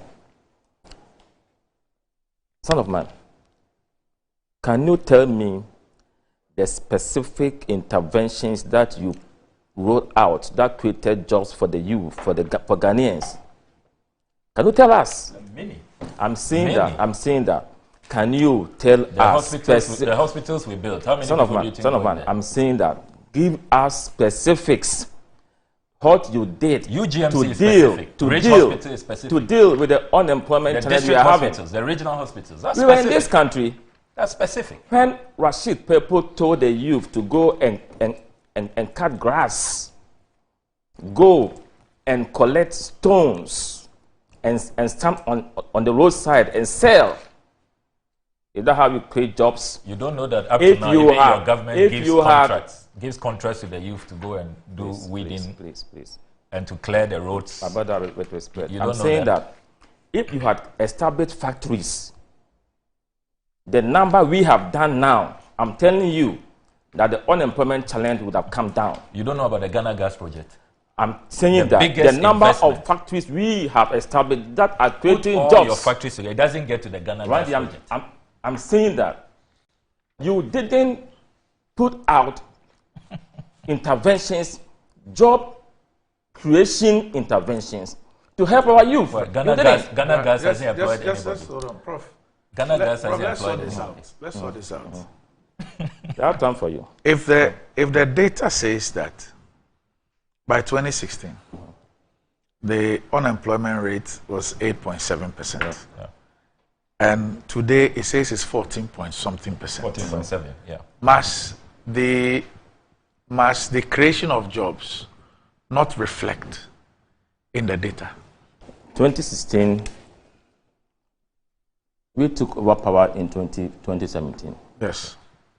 So the data is saying that in 2016, this number. Yes. But the point I'm making is that I am not seeing, like what we have done, I enumerated specific interventions that we have rolled out that are creating jobs. At least I talked about the 1D1F creating jobs. Look. No, wait. I'm saying that. I mean, the NDC, how did they do that? At that time, unemployment was a huge challenge, a burden that John Mahama came under pressure at the point. He said that to paraphrase him, he's not a magician to create jobs. This was said under his tenure. But I'm telling you, at least, fiscal and visible things that we have done that are creating jobs. He's talking about University of Ghana. University of Ghana, I taught there before. The idea to have that facility was conceived by management. John Mills initiated it. John Mahama did the first phase. The second phase was done by Kufuor. He's saying that the Rich Hospital was built by John Mahama. You're still not addressing the issue I raised. Randy, I'm saying that maybe it's not your satisfaction. No, it's not about my satisfaction. Randy, I want you to help me to understand something. No, I want you to help me understand something. Yeah. If inflation is 6%, come back to the unemployment thing. Go ahead. I'll get there. Don't worry. Yeah. I say if inflation is 6% at a point in time, and another point in time it is 11%. And then we are being told that 2 million interventions were put in place for the 11%. And now the 6% should show which interventions were put in place. The issue is that the data shows that at a point in time, inflation was 6. Yeah. At another point in time, it's 11. 6 is obviously better than 11. And the number of interventions that you put in place ought to ensure a reduction, not an increase. Yeah. So if you are comparing two areas, and you're saying that interventions have been made, the interventions must reflect in the data. So I say that at a particular point in time, it was 8 point something, not I say, the data says. The data says that today, it is 14 point something. You are asking the 8 point something to show you which interventions, because you have enumerated interventions. And I'm saying that to what end? The interventions must lead to a reduction in the data. So if the data says that this was 8.7 and this is 14.7, does it matter if 5 million interventions were put in place? You see, you are the same person. You know, Randy, me, I try to be fair and candid in my analysis. Yes. But the same person, when we are talking about numbers, yes, then you say we should go into the details. When you're asking of numbers, at times you dispute them. Wait. So, 2016, there's a figure. Can you tell me the period? Are you saying that the 8.7% was employment created within the tenure of the NDC alone? I know not to know the period. No, we are talking. It's an unemployment figure, not employment. Unemployment figure. Was Okay, 8.6. So are you saying that was the period within the rulership of the NDC alone? That 8.7. Now the number. I don't get you. No, there should be a period. There should be a period. Now 8.7 by 2016. Yes. Which period was the data analyzed? That's the question I'm asking. Now a 10-year period for the population housing census. You know, it's done every 10 years. So then it also is into Kufuor's administration. Yeah, no problem. Yeah. So now between 2016 and 2020, what was the year? Is it 2023 or? I think 2023. Yeah. Really, you think? I think Let's so, check yeah. and be sure. Okay, so it wasn't this year. Okay, yes, I remember. I think it could be 2020. We have to check. 2020, we have to check. So we must also look at the period within this unemployment has happened, and also the population density among the population we are looking at, for us to be able to disaggregate the numbers and convincingly conclude in a certain way that we want. That's the point I'll make about that. And also, as I said that the Wait Hospital, was it built by John Mahama? The Wait Hospital, because information I have is contrary to that. Who built it? Let me. You are not. No. You are not aware. No. Wait. The new Ridge Hospital, the expansion, the renovation, the transformation was done by Mahama. Happened under President Mahama. You don't know that? No. Was it happening under him in 2014? Yes.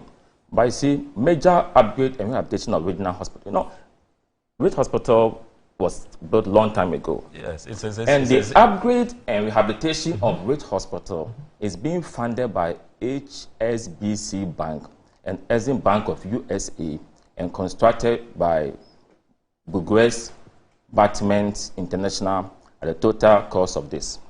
Under your tenure, fine. Okay. Randy, there are so many facilities in this country. Some were started by Kufuor and the NDC administration. For example, you go to UHAS, you go to UNEL. The current upgrade of these institutions saw the contribution of this administration. And that's our NAB, I visited UNEL. What you left there is not the same as what is there now. You go to UNEL, the same thing. In West of Ghana, phase 2 was done by Nana Kufuor, was completed by us. Monies has been spent on those projects, and these monies are parts of the debts we are talking about. the repayment, Eurobond, you are saying that Kufuor did what? Because he wanted profits. When the NDC, under your tenure, you were deputy minister on 2 occasions, when you went to the bond market to get Eurobond, did you do that to get profit on them? Did you? I mean, let us be fair. Borrowing, the NDC, why did you go to the IMF in 2014? Because at that time, the city was not doing well. And you went there for support to hold the city down. If you don't know, I'm telling you this, my brother.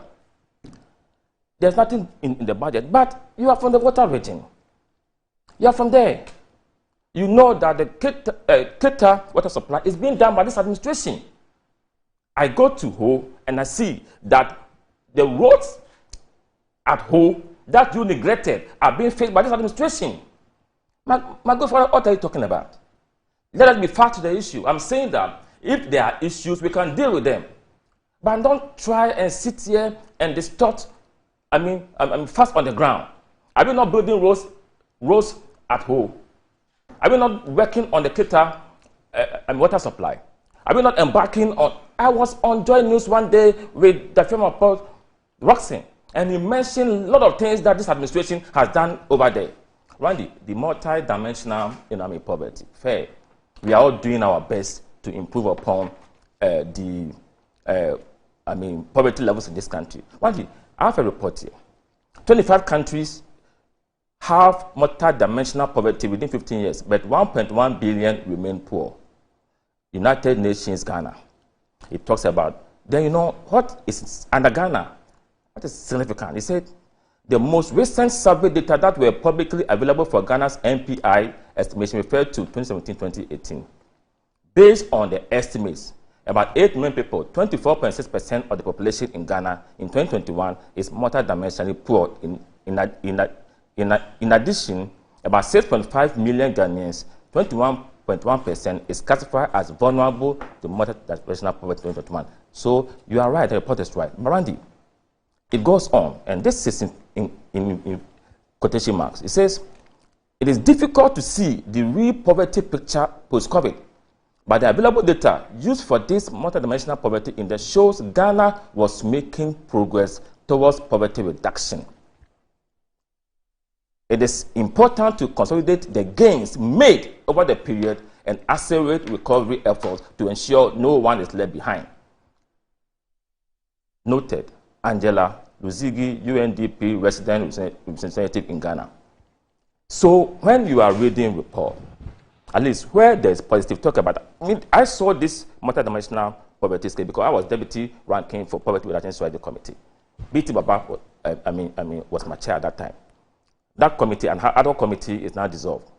We were at Alisa Hotel and we saw it. We asked relevant questions. Randy, it is true that poverty, but we were told, and this report confirms it, that we are making progress. We must continue to make progress. We cannot totally eliminate poverty in this country.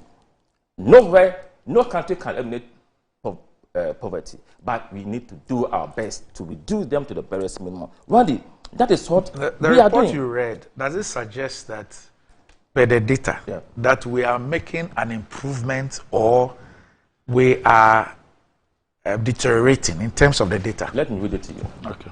It is difficult to see the real poverty picture post-COVID, but the available data used for this multi-dimensional poverty index shows Ghana was making progress towards poverty reduction. Making progress. I'm saying proud to this. You read some stats. Okay, no, so I mean, it was talking about 25 countries that have poverty.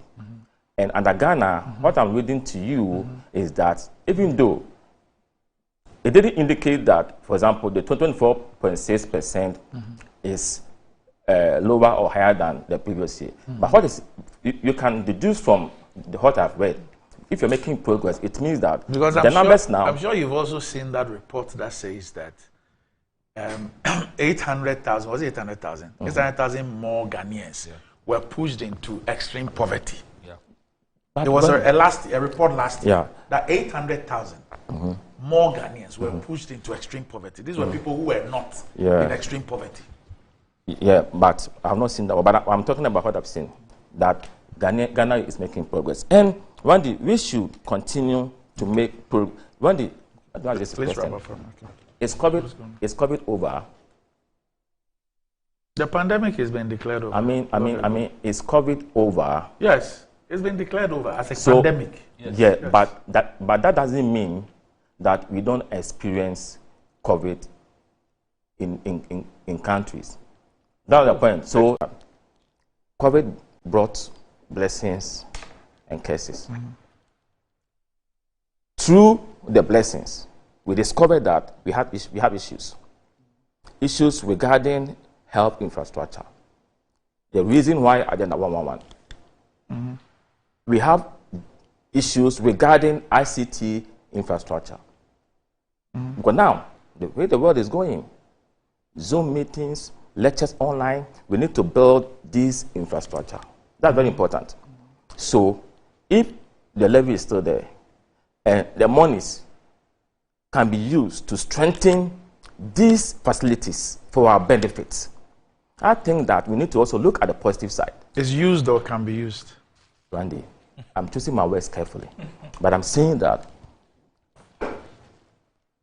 my position is that we need to ensure that the levy is used to help us protect or establish and strengthen and make robust some of these deficits that COVID-19 came to expose us to.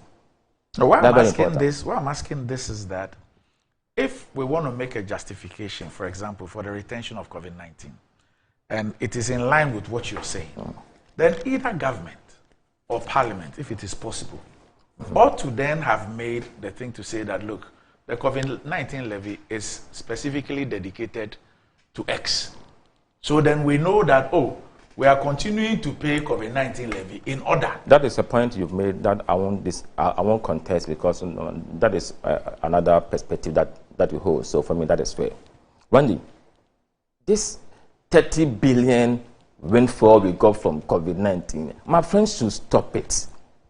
This propaganda should end, especially when Kenneth Wright came to Parliament and told us how much had been spent. We all knew that the amount was within the region of 18 billion, not 30 billion. You keep bandying this wrong figure in Parliament. You are a hard-working person that know. We exposed that thing. That thing was a discredited report. Don't rely on that. I'm saying that 30 billion is not accurate. It's not true. For me, I will rely. Listen. Have you read the Auditor General's report on COVID? Son of my Randy. Have you seen that report? I'm saying that I will rely. I will ask you on official document for Parliament. So because of what you said, what is an official document? Chief, because of what you said, I was going to ask you if you have seen the Auditor General's special audit on COVID funds. Because I came across it 2 or 3 days ago. And I think yesterday I asked the member of the Public Accounts Committee, and he said that yes, they have received that. When you see that, I'm sure that you revise your notes. Randy, yesterday I was before Randy. I was before the Public Accounts Committee. Yes, representing my minister. Infractions were discovered. Responses were provided. So we were asked to come over to defend those. That infraction against us, about 7.7 million that we were supposed to refund. We went and we explained. Okay, so that infraction that is captured on the books will be corrected. No, Prof, I'm not talking about infractions. I'm just talking about, if you look at the reports I'm talking about, and because you say you've not seen it, I just advise that you go and look at it. I'm not saying, it only speaks, all it says is, it mentions the specific amount that was given and what it was used for. That's all I'm saying. So that's an updated document. Yes. But that document before us is not final. Which one? The Auditor General's account report, because as we speak, no, I'm just talking about inflows. I'm not talking about infractions. Yeah. It's just inflows. That what we are looking at, those documents are not final documents until Parliament accepts to be final. So let me rely on what we were Okay, given fine, and fine. discussed here. That's okay. Discussed That's here. fine. I'm a researcher, so I need That's to fine. rely on That's data okay. that is available to me. That's fine. Randy, he's saying that SOEs have been distributed, have been and please wrap up on that for me. Run down and all that, and that some of these state-owned enterprises are deliberately run down by politicians. You see, you are one of those who make politics appear demonic and so bad because of our utterances. Randy, in this country, is this my brother saying that governments have not, at the point in time, sold or divested state-owned enterprise before? And I read what her leadership, Sophia Kufuor, said. I share in her passion, but I disagree when she says that these institutions are deliberately run down so that they could be purchased by politicians. If SNET has done something legitimately, you petition track, and Rock City is saying that they back off.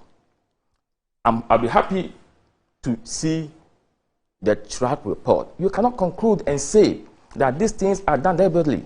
So those ones that was, divested under the jurisdiction or reign of the NDC, where that was the reason why they were done. They were done deliberately, run down.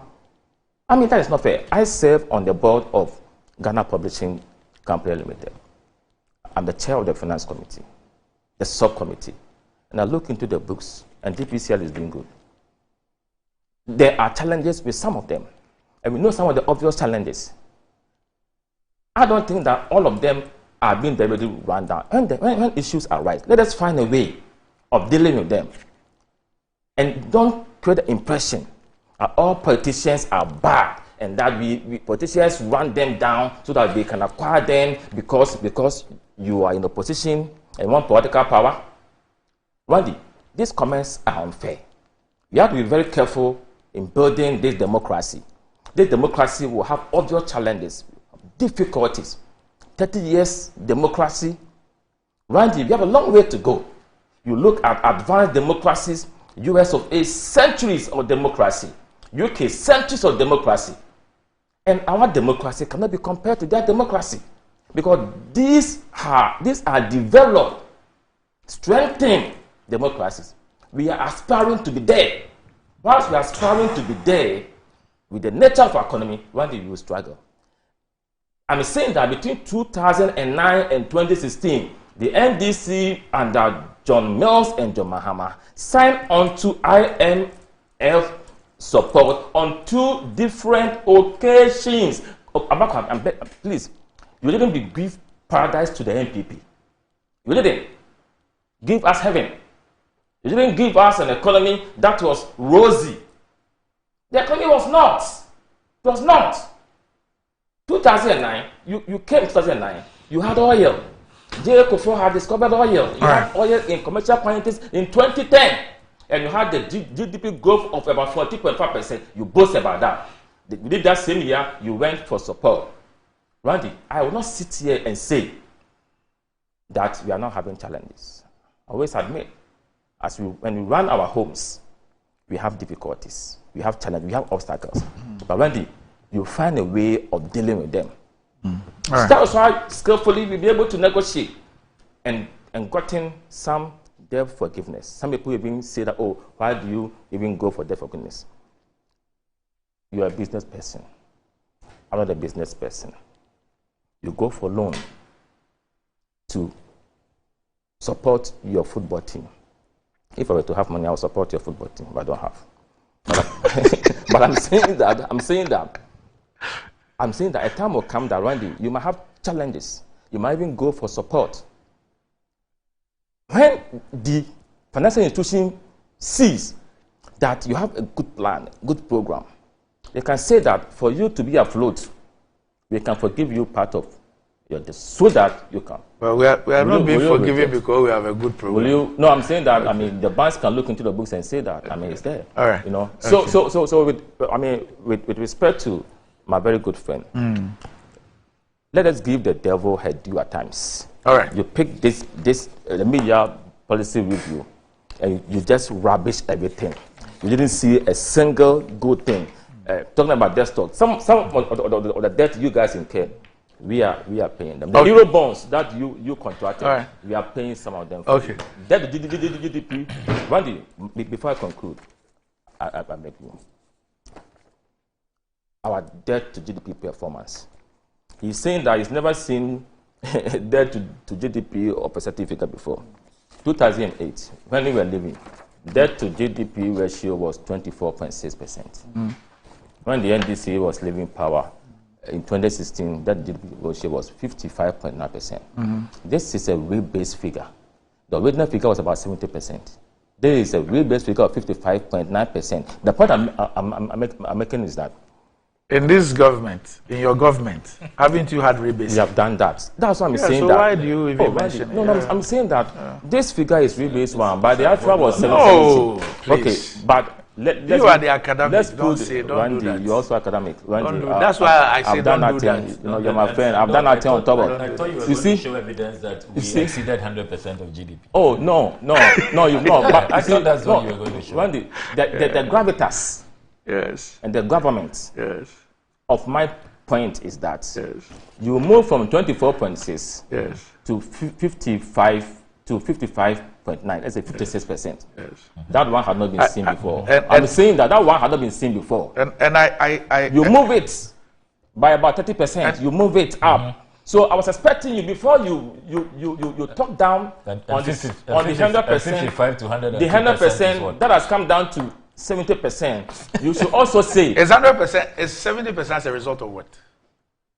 As a result of some of the interventions and all that. Which interventions? Which interventions? Debt forgiveness. It's not only even the 2008 figure you talk about is also as a result of debt forgiveness. So Randy, I was expecting you, if when you came and met it at 24%, you had kept it there. Fair. Okay. But you moved it to 55% and you have never seen it before. Thanks, Prof.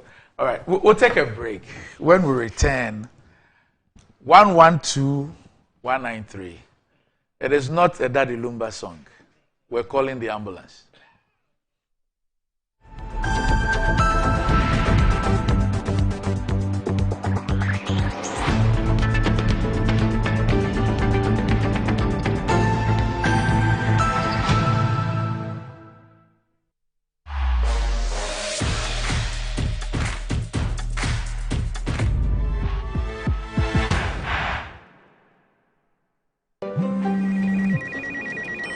She's coming. She's coming!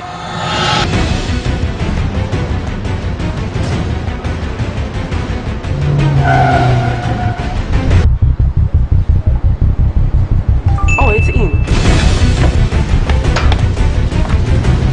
Red Hour Recito!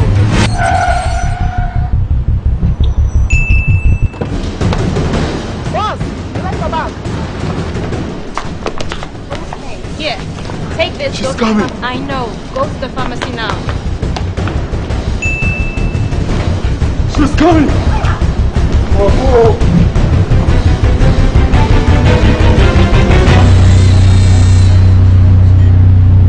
She's here.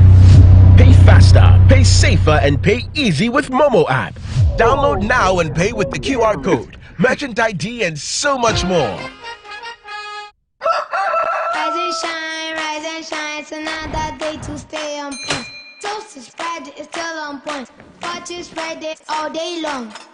Still on point, yes, it's still on point. It's still on point. Fortune's Friday, It's still on point. for your bread, It's creamy. for your toast. It's still on point. It's yummy, delicious. It's still on point. Still on point, yes, it's still on point. It's still on point. Still on point, yes, it's still on point. It's still on point. For your toast, it's still on point. It's still on point. Fortune spread, it's yummy, delicious. It's still on point. Fortune spread, delicious, creamy, and always on point. This advert is FDA approved. In today's modern world, Stairs are a challenge, especially for our elderly and those with health concerns. Navigating them can be difficult and even dangerous, but there's a safer way to move vertically. Lifts and Elevators Limited Company, your answer to a more accessible and secure vertical transportation. Our elevators and escalators, including top-of-the-line pneumatic vacuum elevators, Fuji elevators and escalators, offer a safer and more convenient alternative, eliminating the risks of stairs and enhancing accessibility for homes, businesses, and hospitals. Choose safety and convenience with Lifts and Elevators Limited Company. Elevate your spaces today. For more information, visit our website at www.elevatorsgh.org or call now on 0200-535-515. Lifts and Elevators Limited Company, the elevator people.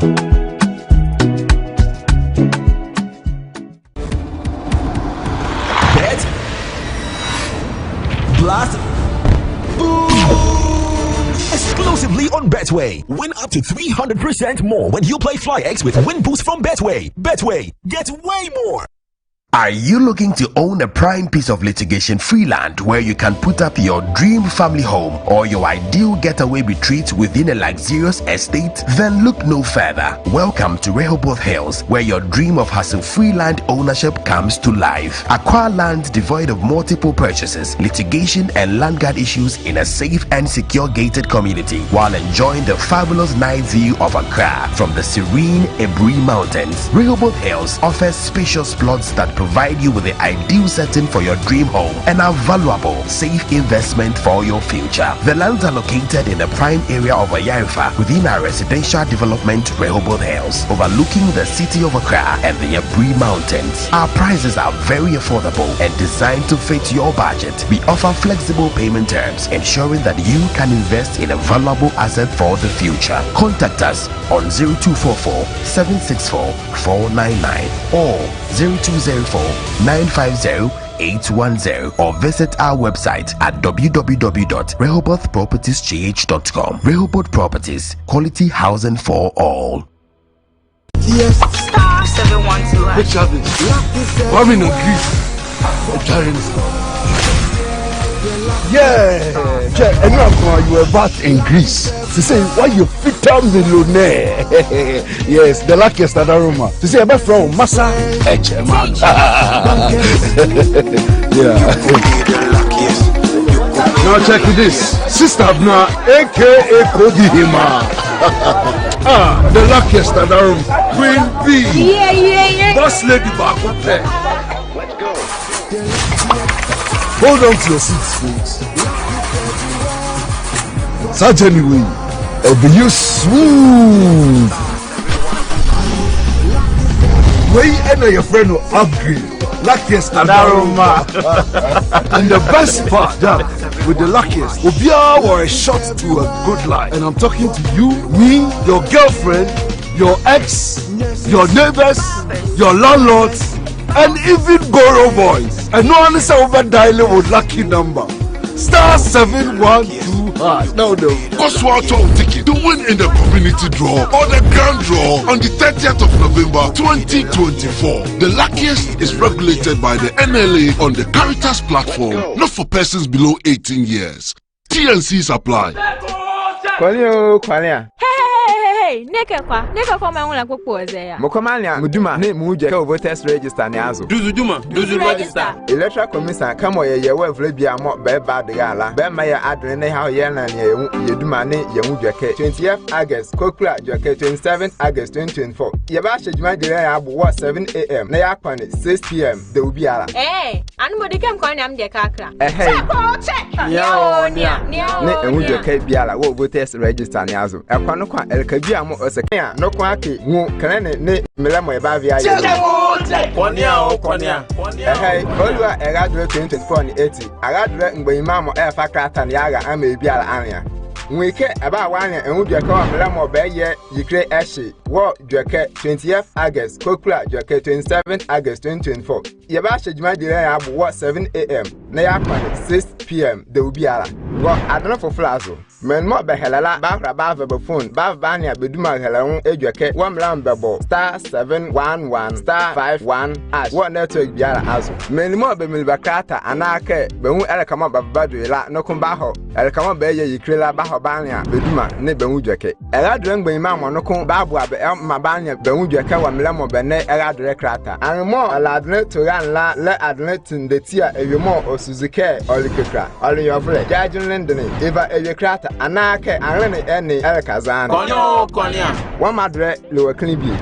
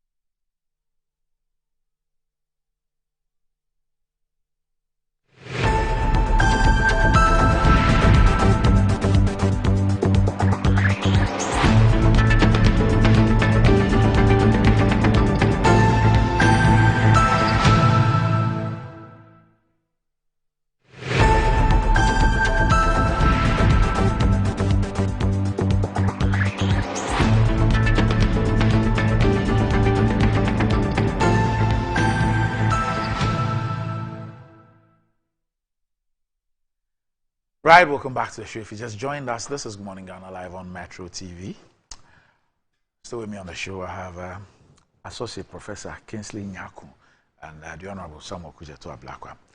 Ayesuku, that could somebody be big, but Betway's cash out be bigger. Betway is giving you more control of every thrilling bet you place. Enjoy the biggest and most reliable cash out in Ghana on Betway without any hassle.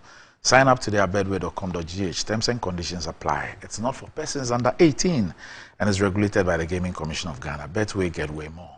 And Blue Jeans Energy Drink has been on the Ghanaian market for over 20 years. We already know what it does for the body. It contains vitamins and nutrients like vitamin B2, B3, B6, B12, as well as taurine and guarana, which are known to boost your strength and energy as well as promote high performance and endurance. Blue Jeans Energy Drink has been tested and tried. It's indeed the best. Blue Jeans Energy Drink is for bold and active men and women. So go on, grab a cold can and power your day. It's in shops nationwide and you can reach Budget Cash and Carry Limited on 0208 128 190 or 055 001 0000. All right. So 112 and 193 are the emergency numbers for the Ghana Ambulance Service. So if you want an ambulance, you either dial 112 or 193. Samuel Kujeto Ablakwa says that we have used the ambulance to transport $10 million and we intend to add 20-something more from the Ministry of Finance to a private office. Sammy? Doc. You say the ambulance that are supposed to save lives are bleeding us to death. Yeah. Let me begin by issuing this viewer discretion. Okay. People are going to be very depressed this morning. Some are going to be very angry. Some may get heart attacks, and we may have to get the ambulances well positioned to take care of people.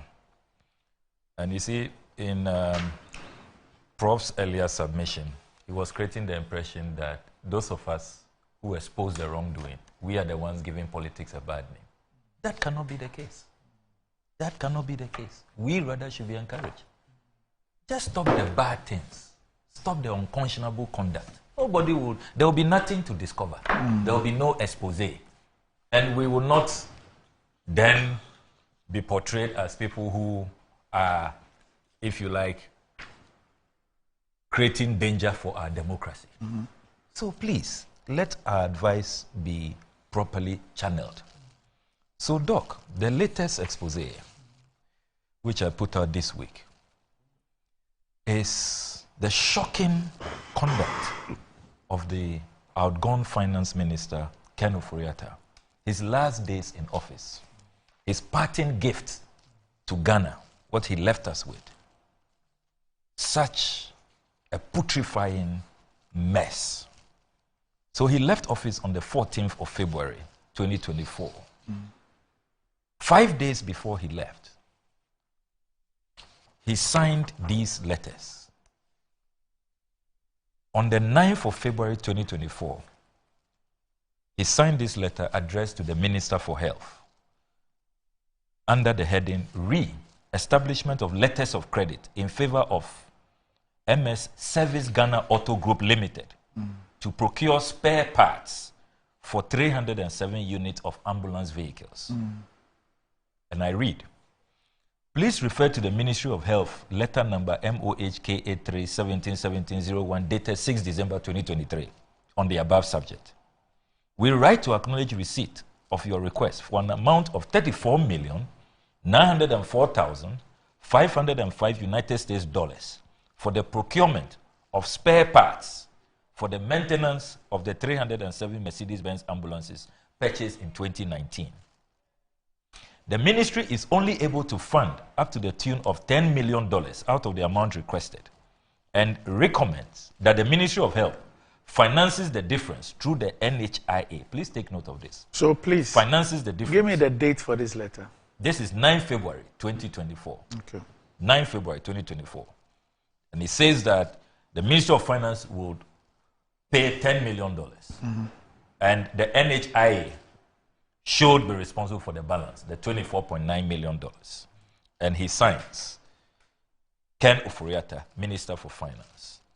This is copied to the Minister of State, Minister of Finance, the Honorable Deputy Ministers, the Chief Director of Ministry of Health, the Acting Director of Budget, Ministry of Finance.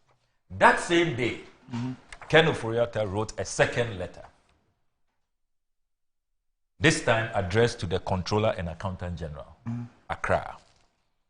I read, the establishment of letters of credit in favor of Service Ghana Auto Group Limited to procure spare parts for 307 units of ambulance vehicles. Please refer to the Ministry of Health letter MOHK 83-17-17-01 dated 6 December 2023 on the above subject. Authority is hereby conveyed to you to release the sum of $10 million to the ministry, to the Minister for Health. $10 million to the Minister for Health to enable him pay for the procurement of spare parts for 307 Mercedes-Benz Sprinter 305 CDI ambulances. This is critical because we'll be coming to the Ministry of Health's very dishonest, disingenuous, bogus response to this scandal. We'll come to this. So just take note of this. The $10 million was to be released to the Minister for Health, not to any secretariat. Minister for Health, to enable him pay for the procurement of the spare parts. 3, the amount of $10 million being the equivalent of 120,711 Ghana cedis at the exchange rate of $1 to 12.0711 Ghana cedis should be charged as per the attached specific warrant. 4, the Controller and Accountant General is also requested to arrange with the Bank of Ghana to establish letters of credit to the tune of $10 million, which amounts to 120.7 million Ghana cedis when converted at an exchange rate of $1 to 12.07 Ghana cedis. By copy of this letter, the Chief Director, Ministry of Health, is being informed that any unforeseen charges that may arise because of this transaction will be charged to the Ministry of Health's 2024 Goods and Services budget. Thank you. And this is Ken Ofori-Atta, Minister for Finance, signing this letter. When I intercepted these letters, I decided to follow through to see if there has been any action on this by the Controller Accountant General. So I intercepted the payment systems, the GIFMIS system. And you see here from these intercepted payment vouchers, monies that have been paid. All of this monies paid to Service Ghana Auto Group Limited between That 2020. company. That company. All of these are all payments. All these are all These payments. three. Oh yes, only Service Auto. All the three. All the three, from 2020 to now. It's a very, very special company. All the three. Oh, they pay them so promptly. Every month they are getting something. They pay them so promptly. Before this $34.9 million, our tracking of the Give Me system reveals that they have paid them 150 million Ghana cedis. For what? For servicing of ambulances. 150 between 2020 and 2023. Okay. 100, and I'll give copies to you. You can go through every month. So when we tracked the progress of these instructions by Ken Oforiatta, we discovered that the Controller Accountant General, he's a very obedient public servant. Very promptly, 23rd February 2024, he released the money, 120,711,000 Ghana cedis. And this is the description. Being the release of funds for the establishment of letters of credit to procure spare parts for 307 unit ambulance vehicles received by Service Ghana Auto Group Limited, MOHHQGS00124RW is the invoice number. Monsieur, we have all the trackings of this payment. That disingenuous, dishonest statement from the Ministry of Health is claiming that $34.9 million has not been paid. Who has said that $34.9 million has been paid? Who said that? The letters are intercepted and published. I stated clearly that the $34.9 million, $10 million has been paid. We have tracked, we've looked into the Give Me system. 120.7 million has been released, which is the $10 million, following the instruction from Ken Oforiatta. Indeed, the reason why I have gone to IOCO, pardon me, the OSP, the Office of a Special Prosecutor, is to stop the imminent payment of the balance. All the interceptions I'm doing, the sources I'm talking to, they are hurriedly trying to close this deal to pay the balance. So if you read my letter, my complaint to the OSP, look at the reliefs I'm seeking. Relief number 4. I state emphatically, and this is 22nd July 2024, I state that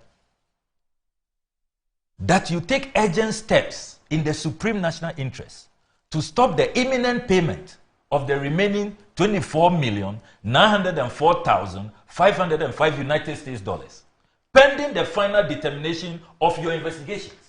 So how can anybody say that I have said that $34.9 million? And that's what they do.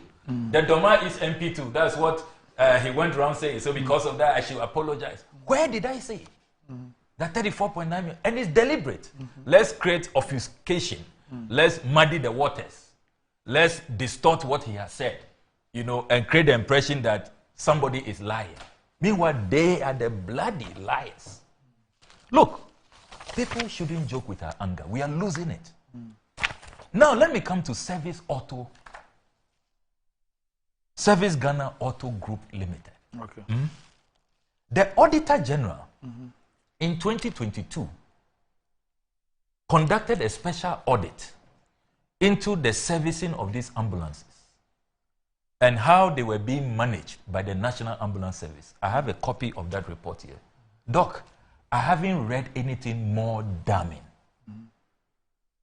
in my life. Look, we've seen damning Auditor General's report. This one is like a horror movie.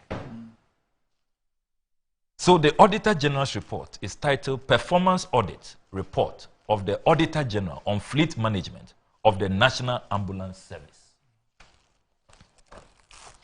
Doc, every single paragraph of this Auditor General's report is just horrendous. Horrendous. Let me read paragraph 7. This is what the Auditor General discovered. We also noted that the National Ambulance Service processed and paid for labor to Service Ghana Auto Group Limited, a third-party service provider, with inflated invoices,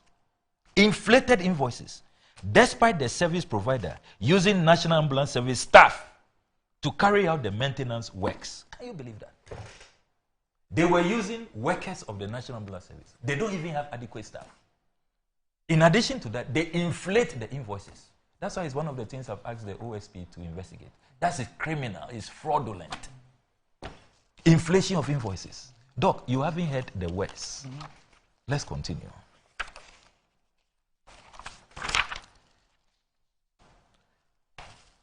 We also noted that from January to August 2020, National Ambulance Service engaged workshops outside the 5 listed workshops that had standing contract with the service. We observed, for instance, National Ambulance Service referred the maintenance of the ambulances to Luxury World Auto Group Limited, and in some cases, Service Ghana Auto Group Limited, both of which did not have any agreement at the time. Can you believe that? And indeed, if you read the Ministry of Health's statement, they confirm that they signed an agreement with this company, Service Ghana Auto Group Limited, on September 10, 2020. September 10. But from January 2020, they had given them the ambulances to service, and we were paying them. Can you believe that? On what basis? No contract, no agreement.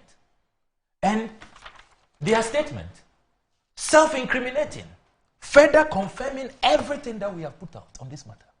So why were they handing over the ambulances to them and paying them from January to September? You haven't heard the worst, Doc. You haven't heard the worst. Paragraph 75. In addition, records from the Registrar General's Department revealed that Service Ghana Auto Group Limited was registered on 24th April 2020. April 2020. And yet, they called them Mumbra Service Ambulance in January, when they were not a company. They were not legally registered. Can you believe that? Can you believe that? And this is a company that before this $34.9 million has received 150 million Ghana cedis. 150 million Ghana cedis. You can go through. For servicing ambulances. For servicing ambulances. And they are paid promptly. Very promptly. Every month. Go through. Every month there's something they are collecting. So all these 3 books are payment vouchers. Only them. Only them. Only Service Ghana Auto Group Limited. Only them. Very special company, and very soon you know why. Okay. I'm coming to that. You appreciate why they are so special. Right. When contractors were complaining, going on demonstration, they are not paying us and all of that. As we speak, CTAC is still on strike. CLOSAC went on strike. Despite all of the haircuts, everybody is... Pensioner bondholders. Pensioner bondholders. It didn't affect, they were in a different economy. Right. Never affected Service Ghana Auto. Never affected them. You understand why? Interestingly, this was during COVID. Yes. Oh, okay. During COVID. Okay. 2020. Okay. The COVID didn't affect them. Right. Yeah. COVID never affected them. Let me continue. Records from the Registrar General's Department revealed that Service Ghana Auto Group Limited was registered on 24th April 2020. Therefore, from January to April 2020, when National Ambulance Service referred maintenance works to Service Ghana Auto Group Limited, it was not a registered company with the Registrar General's Department. Details on Mercedes-Benz Sprinter ambulances maintained at SGAGL prior to signing an MOU is presented in this report as Appendix G. And they present a detailed report of how they handed over the ambulances to this company when they were not even registered, when they didn't even have a contract in January of 2020. Very, very, very, very shocking. Paragraph 76. Furthermore, Service Ghana Auto Group Limited was registered to do business in the sale of motor vehicles, motor vehicle parts and accessories, but not maintenance of vehicles. Dog, this is important. Not maintenance of vehicles. Thus, SGAGL did not have the required expertise or skill and labor for maintenance of the vehicles. This was evident when we visited and inspected the workshops. Service Ghana Auto Group Limited had one staff, only one staff, at National Ambulance Service Workshop in Accra, and only 2 at the Kumasi Workshop, specialized in air conditioning or electrical works. See picture 7 and 8. Then it continues at paragraph 77. 8 months after doing business with Service Ghana Auto Group Limited and 5 months after the company was registered, the Ministry of Special Development Initiatives, now Special Development Initiative Secretariat, on 10th September 2020, signed an MOU with Service Ghana Auto Group Limited. Even though from January, when they didn't have a contract with them, they were in part of the 5. They were still giving them the jobs. Still giving them the jobs. Okay. The agreement requires Service Ghana Auto Group Limited to be the sole workshop to maintain all 307 Mercedes-Benz Sprinter ambulances. Contrary to this agreement, National Ambulance Service on 24 September 2021 and 26 October 2020 referred maintenance of the Mercedes-Benz ambulances to EOB Enterprise amounting to over 40,000 Ghana cedis and 37,000 cedis respectively. In the instance, National Ambulance Service had disregarded the MOU it had with Service Ghana Auto Group Limited to be the sole workshop. Clearly, National Ambulance Service was struggling, so they had to find other ways. Page 35 of this report, the Auditor General concludes that the MOU with Service Ghana Auto Group Limited did not inure to the benefit of the National Ambulance Service. Clauses 1.3 of the MOU with Service Ghana Auto Group Limited stipulates that Service Ghana Auto Group Limited shall provide all necessary labor, professional, supervisory, and personnel required to perform maintenance services at the National Ambulance Service workshops. Proposals made by the company to qualify for the contract to provide services presupposes that Service Ghana Auto Group Limited had a complement of staff at the workshop needed for all works required. In the contrary, we noted during our audit that Service Ghana Auto Group Limited used National Ambulance Service staff to carry out maintenance at the maintenance of the ambulances at National Ambulance Service Workshop located in Kolebu and Tafu Agric Director in Kumasi. National Ambulance Service staff were used for maintenance works and their services paid by the service to Service Ghana Auto Group Limited while they were on the National Ambulance Service payroll. So National Ambulance staff do the work and then the payment goes to Service Ghana Auto Group Limited. At the Kolebu workshop, National Ambulance Service has 6 staff and Service Ghana Auto Group Limited had only 1 staff. While at the Kumasi workshop, National Ambulance Service staff had 5. Service Ghana Group Limited had only 2. As our observation shows, out of the 14 staff working in both Kumasi and Kolebu workshops, only 3 are staff of Service Ghana Auto Group Limited. And yet they are receiving all the payments. Despite National Ambulance Service staff working on the ambulances, Service Ghana Auto Group Limited charged National Ambulance Service for cost of labor for all maintenance activities carried out. The very staff that we found to have carried out the maintenance for which Service Ghana Auto Group Limited invoiced National Ambulance Service were on National Ambulance Service staff payroll. Can you believe that? Can you believe that? We also noted that it was not uncommon for National Ambulance Service technicians to travel to ambulance locations to work on ambulance on behalf of Service Ghana Auto Group Limited. After the National Ambulance Service had completed maintenance works on the ambulances, Service Ghana Auto Group Limited presented an invoice to National Ambulance Service for payment. What is happening in this country? Look, when you go through all of this, it is clear that this company should rather have been blacklisted. You don't give them another contract. So let me understand something. And let me quickly come to page 41 and read the management response. Just in case, sometimes auditors make some findings and management wants to challenge and all of that. Paragraph 91, page 41, management response. Management of National Ambulance Service has agreed to all the findings and recommendations for implementation. It stated that the Special Development Initiative Secretariat has been informed to review the service maintenance agreement signed with Service Ghana Auto Group Limited. This has not been done. Service Ghana is supposed to refund money to Ghana according to this Auditor General's report. Yes, yes, and you haven't done that. You haven't done that. It's here. Service Ghana Auto, that's page 11, XI. Service Ghana Auto Group, any manner also Bedu, refunds 39,680 Ghana and 18,870 respectively. It's supposed to be refunded money. Management has agreed that they will review, because this Auditor General says this agreement, this contract, it does not inure to the benefit of National Blood Service. After all of this, Finance Minister, you are aware, we are all giving copies of this report. He has a copy.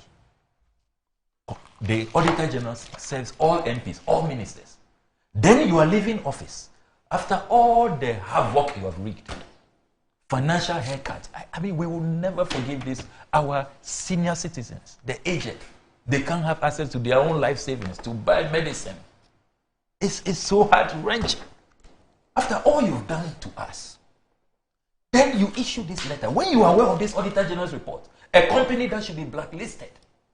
Look, if you divide $34.9 million by the 307 ambulances, it means for one ambulance, we are being billed $113,000. Can you believe that? For parts. For spare parts. I went on the Mercedes-Benz website.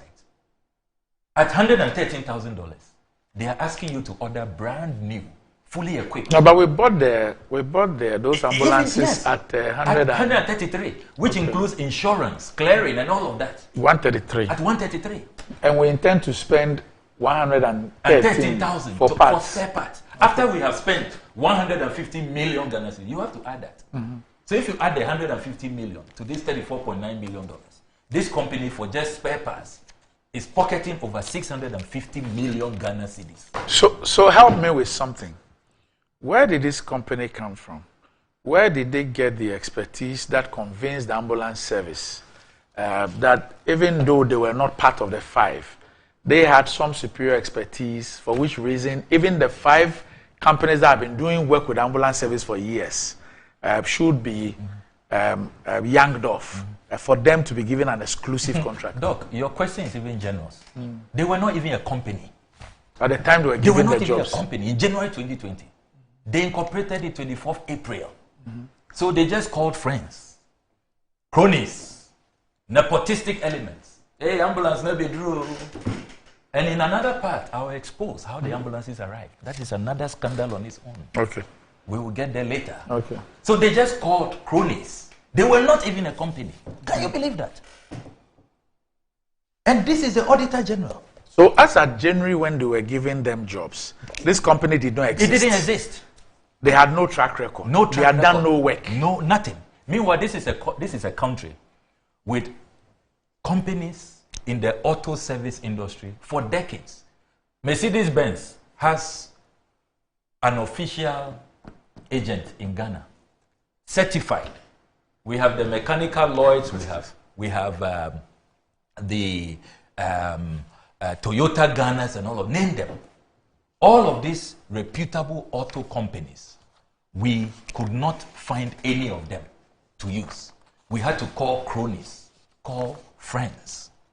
So you see, Doc, when I saw all of what was going on, it is obvious that, look, the people behind this service auto thing, clearly this level of insider dealing, there ought to be something very, very, very unique about these guys. So I decided to secure their articles of incorporation and looked out for the directors. And a can of worms opened before my very eyes. So if you look at the incorporation documents, you see the directors here: Osman Inusa, Kalilu Dauda, Mohammed Nurulak, Charles Opon Checheku, who, by the way, is an ex-convict in the UK, Samuel Bannerman, Alvin Mensah, an interesting name to take note of, and Stephen Okoro, a more interesting name, Stephen Okoro. All right. So I decided to do further background checks. Then I discovered that Stephen Okoro apparently is a long-time business partner of the Kufuor daughters. Long-time business partner. And I have the evidence of that. Their business incorporation documents. They first registered a company called SFO Initiatives Limited. Interesting name, SFO, the Serious Fraud Office, SFO. Very, very interesting. I like the names these friends choose. Very, very interesting names. SFO Initiatives Limited. They incorporated this on the 9th of August 2013. That's the date of incorporation, with a registration number of CS249512013. The directors in that company are Stephen Okoro and Jankroma Akufo-Addo. Jankroma Akufo-Addo. They are the directors. So this was in 2013. When her father became president, they decided to do more brisk business. So on 12 August 2020, they incorporated Good Box Limited. Good Box Limited. They said they were going to run gyms. Good Box Limited. Here again, you have Stephen Okoro. Then this time, you have Jankroma Akufo-Addo and Edwina Akufo-Addo, the directors. Stephen Okoro opted to be a company secretary this time. Interestingly, amongst the shareholders here, when you look at the articles of incorporation, you have KGL Capital, another interesting one. And then you have Kelly Gajepo, who was then an appointee of the president, the board chair of ECG. Former board chair. Former board chair of ECG. So very interesting. But at this time, he was board chair of ECG. He was board chair of ECG. And yeah, so very interesting. When we talk about the family and friends, you know, very, very revealing. 8 days after this, on the 20th of August 2020, they registered another company. This time, they call it Good Grow Limited. Good Grow. So Good Box to Good Grow. Yes, from Good Box, they moved to Good Grow. All right. Same actors, Stephen Okoro, Jankroma Akufo-Addo, Edwina Akufo-Addo. And if you look at the principal activity, they said that they were going to grow and farm cannabis. Okay. Cannabis. And this was just a few days after. No, I mean, are they part of the service auto company? Yes. Are they part of this? Yes, Stephen Okoro, yes. No, I'm talking about Jankroma. I mean, she part of what we are discussing. Yes. I'm talking about the service auto. Yes, they are business partners. So she's no. I'm saying that this particular issue. Yes. Is she one of the, board of directors? She's not, because what you read. Clearly, you have not been listening to me. No, you mentioned Stephen Okoro. I'm saying that the service auto Ghana group. Yes. Is she part of the? I'm saying that clearly you were not listening. Just listen attentively. I'm saying that Stephen Okoro, a key director of Service Ghana Auto Group, I get is a business partner. Yeah, but I understand that. But I'm I'm establishing. I can't just say. I just can't say they are business partners and leave it. He's speaking 30 minutes on this matter. Please. I know you are very uncomfortable, but please. 30 minutes. We will give him 30 minutes to talk on this issue. Yeah, I'm sure God can even give you an hour. Don't worry. Let me. I sit here 30 minutes. He's talking about this. Please, 30 minutes, please, and at the please. end, you give me 5 minutes to cook. Please, this is our money. $34.9 million. You think it's a joke? This is our money. Just focus. Please. This is our money. Don't get us even more angry. $10 million is gone. Just go on. As we speak, $10 million. You know what $10 million can do? Sammy, just focus. Just go on. As we speak, you know the Kufuor held an event looking for $10 million for Kufuor Teaching Hospital. I'm sure you were there. He invited all Ashanti MPs. He's looking for just $10 million to revive Kufuor Teaching Hospital. It is gone. We are trying to protect what is left, the $24.9 million, and you want to get on our nerves. Look, Doc, so this establishes that they are business partners. And as I have said elsewhere, if you look at the activities of Stephen Okoro and Alvin Mensah, who are business partners, friends of the Kufuor daughters. They have set up 42 companies. Who has set up 42? Stephen Okoro and Alvin Mensah, who are also directors of Service Ghana Auto Group. And I have all their business. You mean the two of them have set up 42 companies? 42 companies, yes. Yeah, but what's wrong with that? Some of which the daughters are part of it. I just want to. Are you mean the daughters of a president? Yes. Are part of some of these 42 companies? Exactly. With these two gentlemen? Yes. Who are also directors of Service Ghana Auto Group. All right. Okay. Now, the law that we passed is asking about the links. The Office of Special Prosecutor Act. If you pay regard to that act, Section 3 of that act, the functions of the office. Section 3C. Investigate and prosecute alleged or suspected corruption and corruption-related offenses involving public officers, politically exposed persons, and persons in the private sector involved in the commission of the offense under any other relevant law. So it's very relevant, politically exposed people. So that's the basis for that is the basis. That's why I went to the OSP. Okay. So nobody should be trying to obfuscate issues that's here. Fine. Okay. Now, let me come to the Ministry of Health statement. Look, if they didn't issue this statement, it will have helped them. They have worsened matters. Worsened matters. Look, paragraph 5. The Ministry of Health is now telling us that apparently the Chief of Staff is also part of this. All along, we thought it's Kufuor again, conspiring with Ajima Menu and the presidential daughters and their business associates. Now we are told that this came on the instruction of the Chief of Staff, the President's Chief of Staff. Read paragraph 5. It says, on March 10, 2023, the Office of the Chief of Staff requested the Ministry of Health to explore ways to support the National Ambulance Service in maintaining the fleet of ambulances due to Parliament's refusal to approve the budget estimates of the Special Initiative Development Secretariat for the 2023 fiscal year. Hey, you know that in this country, under our constitution, under our laws, if you don't have the budget, if Parliament has not given you approval, that's where the matter ends. That's where it ends.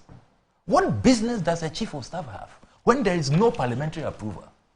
Writing letters and asking ministers to be exploring ways.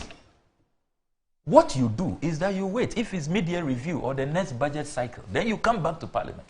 I think the conduct of the NHI in point 8 answers the question. Yes, I'm coming there.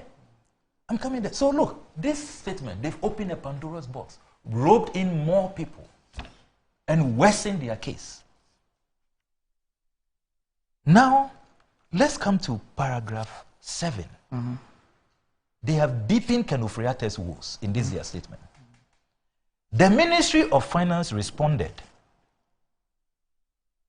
If you like, I can start with paragraph 6 so that for clarity and better understanding. So subsequently, after the Chief of Staff's instruction, subsequently, the Ministry of Health wrote to the Ministry of Finance requesting the establishment of letters of credit for an amount of $34.9 million.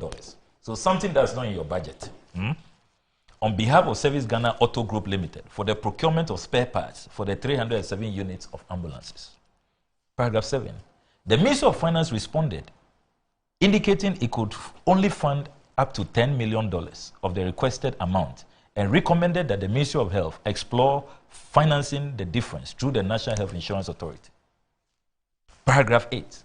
The NHI, in correspondence with the Ministry of Health and the Ministry of Finance, stated it was unable to fund the cost of the procurement of the spare parts as part of the 10% allocation to the Ministry of Health because this was not captured in the allocation formula approved by Parliament.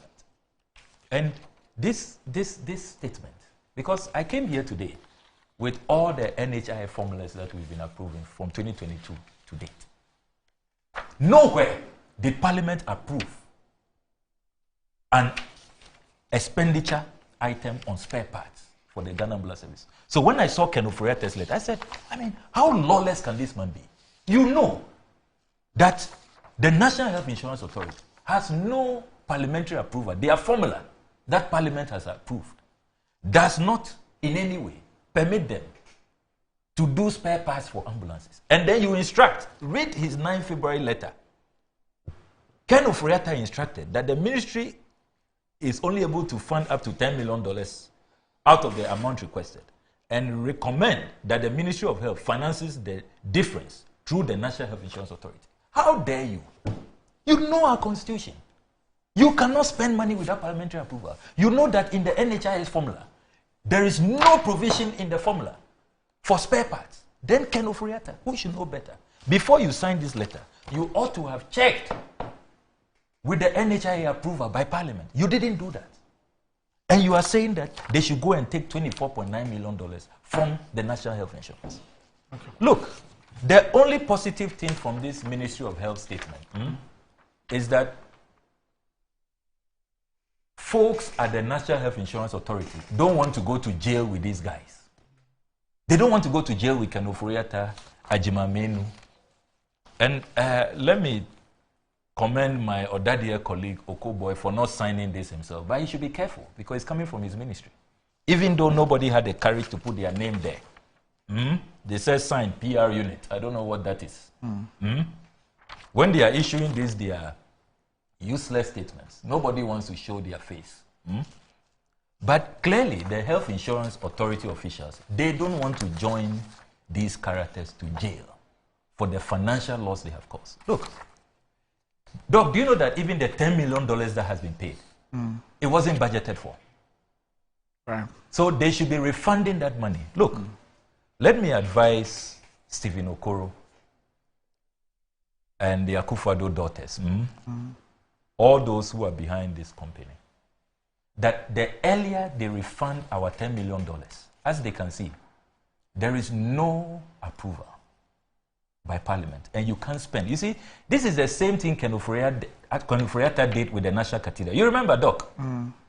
When we intercepted letters instructing Control Accountant General to release monies, and he appeared before the Vote of Censure Committee, he came to say, oh, he used contingency vote. How can you use contingency for a project that you have planned that has a multi-year layout? So, you see a pattern. He is so notorious for this kind of conduct. No parliamentary approval. And so, clearly, when we talk about conflict of interest, we talk about insider dealing. This is it. Classic case. I am leaving office.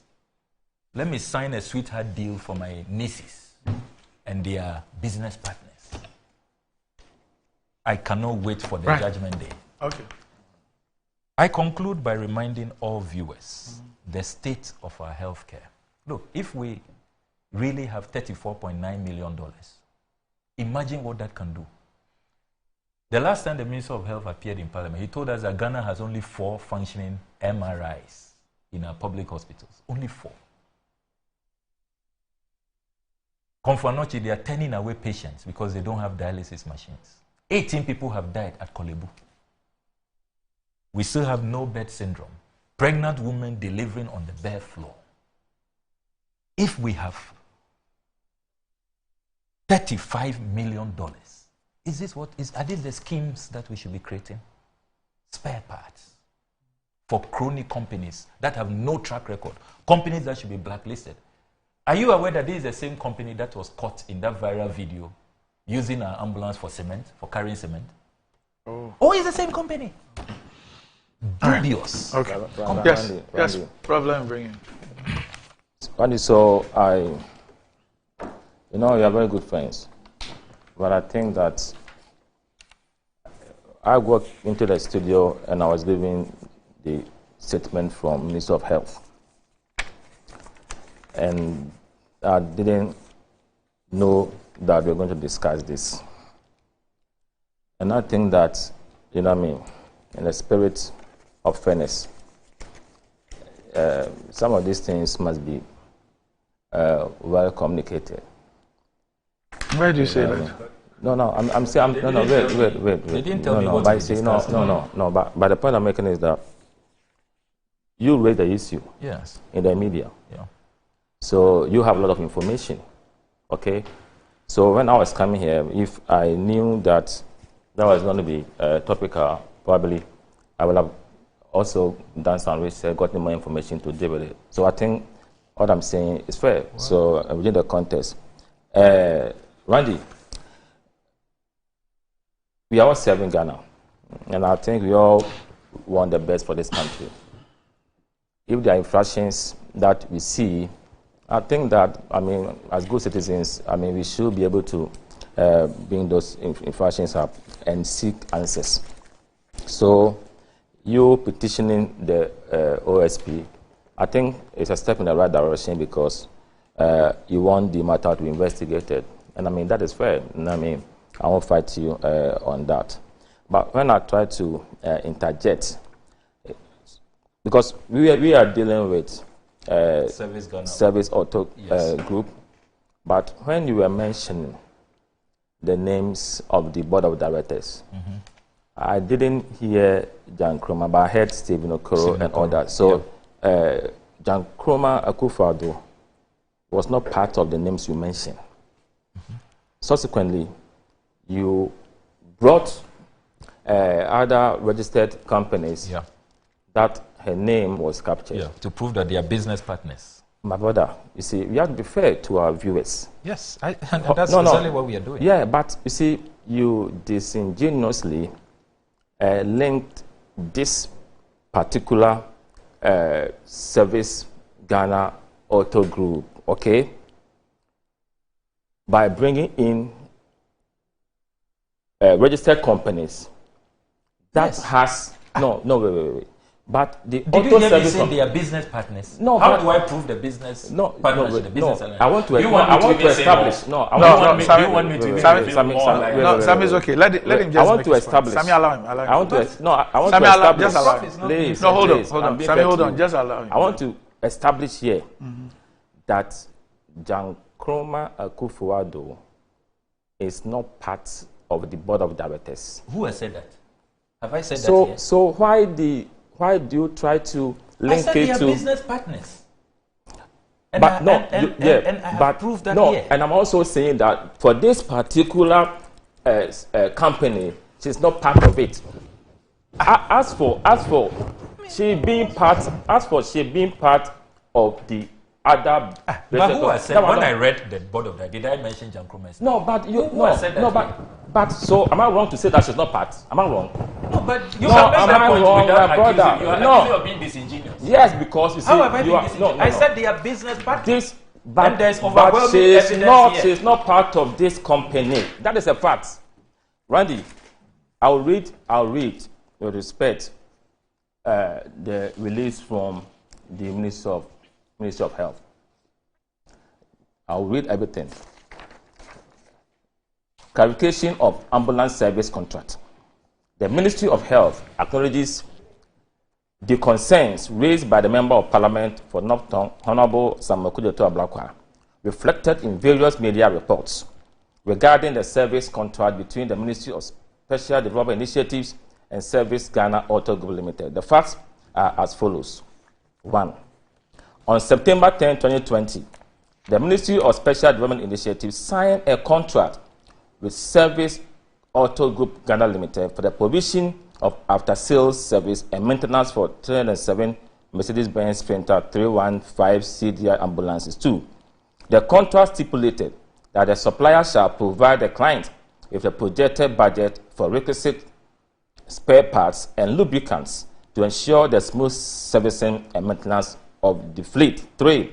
Since the inception of the contract, the Ministry of Special Development Initiatives has utilized a portion of its annual budget allocating to support the National Ambulance Service and fund the maintenance agreement. 4. Following the dissolution of the Ministry of Special Development Initiative, the Special Initiative Development Secretariat took over the execution of the contract. 5. On March 10, 2023, the Office of the Chief of Staff requested the Ministry of Health to explore ways to support the National Ambulance Service in maintaining the fleet of ambulances due to Parliament's refusal to approve the budget estimates of the Special Initiative Development Secretariat for the 2023 fiscal year. Subsequently, the Ministry of Health wrote to the Ministry of Finance requesting the establishment of letters of credit for an amount of 34,904,505 cedis on behalf of on behalf of Service Ghana Auto Group Limited for the procurement of spare parts for the 307 units of ambulances. Number 7. The Ministry of Finance responded, indicating it could only fund up to 10 million, or the requested amount, and recommended that the Ministry of Health explore financing the difference through the National Health Insurance Authority. 8. The NHIA, in correspondence with the Ministry of Health and the Ministry of Finance, stated it was unable to fund the cost of the procurement of the spare parts as part of the 10% allocation of the Ministry of Health, because this was not captured in the allocation formula approved by Parliament. Number 9, the Ministry of Health would like to clarify that the service provider, Ghana Auto Group Limited, has not been paid an amount of $34.9 million as widely reported. Then, the Ministry of Health is committed to ensuring a sustainable maintenance regime for all fleets procured for the National Ambulance Service to provide reliable, efficient, and safe emergency medical services. Number 11, all documentation covering this transaction is a matter of public record and can be accessed by the public. The Ministry of Health is ready to support any effort that will bring further clarity to this issue in the interest of the public, and signed PR unit. So, my concluding position on this matter is that we've secured ambulances. In this country, we complain about lack of maintenance regime. So having a maintenance regime to ensure that the ambulances are always kept safe and motorable for the country, for me, it is fair. However, if in implementing this worthy idea of the maintenance that we all need, there are some issues that have come up. Having investigations into it, for me, it is fair. We need to ask for clarity, and I'm happy this statement has come about. So that call for me, is okay, but the idea of that maintenance regime, Randy, I'm sure you agree with me that we need it. Okay, we must also look at other issues that have come to the fore. As I said earlier on, this is Ghana. Monies, taxpayers' monies, have been given to agencies and ministry and departments for our benefit. If in the course of utilizing those monies or resources, we feel that we don't understand some developments or some infractions, and that is what the Auditor General will do. The auditors will go, they audit. That is good practice. Infractions come up. Those involved, we ask them questions. Where monies have to be recovered, it is put into the Auditor General's recovery account. For me, this is how we need to operate this country. But the bone of contention between Honorable Ablakwa and my good self was that, and I want to make that point, that John Nkrumah Kufuor was not and is not part of this company. What he elaborated were companies, some of which were established before 2016. So I had one in 2013. Some were even those companies had been established. One. Before, you know what I mean. So, but on this particular matter, she's not part. If that person is the partner, as he's saying, I don't know much about that. But she is not part of this. That fact has to be put out there. So, Randy, for me, I mean, this is what I would say about it. The OSP has said that your petition has been received. They will look into the merit, and if it demands them, continuing with investigation, they will call you for further discussion. The penchant of the NDC, some of the communicators, we will jail this person, we will jail that person. I think these pronouncements are not right, they're not fair, because you are not the court. We have established courts. We have judges who will advocate cases. Recently, one of the, Deputy General Secretary said that if they are able to win power, they are going to jail me because I gave envelope to EC official. You know what I mean? You don't make this kind of pronouncement. You don't. Because one day, I'm telling that person to go to OSP or CID to provide evidence that I've done somebody. So you cannot say that, oh, I'm going to jail somebody. You put the person before court with evidence, Randy, like what Ablakwa is doing here. He's provided evidence to support what he's saying. If you give Service Auto Ghana, they also provide evidence. They will look at the evidence and you know who is right, who is wrong. You don't go and sit on radio and say, I will jail, when we come, we will jail A, B, C, D. Is NDC going to consider themselves into a court? This pronouncement are misguided. And we need to caution some persons that they should be very careful or the kind of thing they say. Bring evidence if somebody has done something untoward. So one thing I think I'll conclude on that. When I was, when I said that, I mean, some of us make politicians look bad, I was not referring to what you are doing. I was referring to some pronouncements. Okay, some pronouncements that suggest that politicians deliberately, I mean, run down state institutions to benefit. That is what I was talking about. Not, I mean, what you are doing. Kufuor said that we must be citizens and not spectators. We must all help to build this country, you know, I mean, better and moving forward. But this must be done not based on the whims and caprices, okay, of our thoughts, but must be grounded in facts and evidence. These are what we need to be able to effectively and efficiently execute any allegations of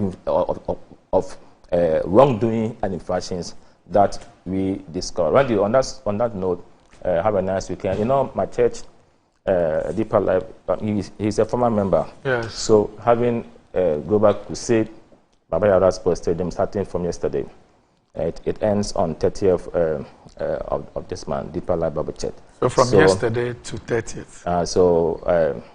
Global crusade. Yes. Okay. I'll pass through. What time? I think it starts in the morning or so. Okay. So tomorrow I'll be there. All right. And Ablakwa has told me that he'll do his best to pass through one day. The prodigal son. All right. Come here one day. Okay. Thank you very much. Yeah, I would love to. I would love to. I would love to be there. I'm still an associate. Yeah. Marriage took me to Fountain. You know, but Prof, you see, these are matters that we shouldn't take lightly, and particularly politically exposed persons. The world over, you know, there are new raft of legislations that are being promulgated to safeguard the public purse when it comes to the conduct of politically exposed persons. So it's not a matter that we take lightly when there is such overwhelming evidence and you see the conduct of government officials. Why is it that a finance minister leaving office will be so hell-bent writing 2 significant letters, consequential letters on the same day, the 9th, instructing that payment should be done? The hurried nature when you have no budgetary allocation. I mean, how many companies get that kind of privilege where a chief of staff is concerned about their payments, you know, and you have a situation where even when the NHIA in their formula, Parliament has not approved that use our money, our NHIA, which are taxes, by the way. VAT was increased. The tax burden we are all complaining about. These are the things it is being used for. These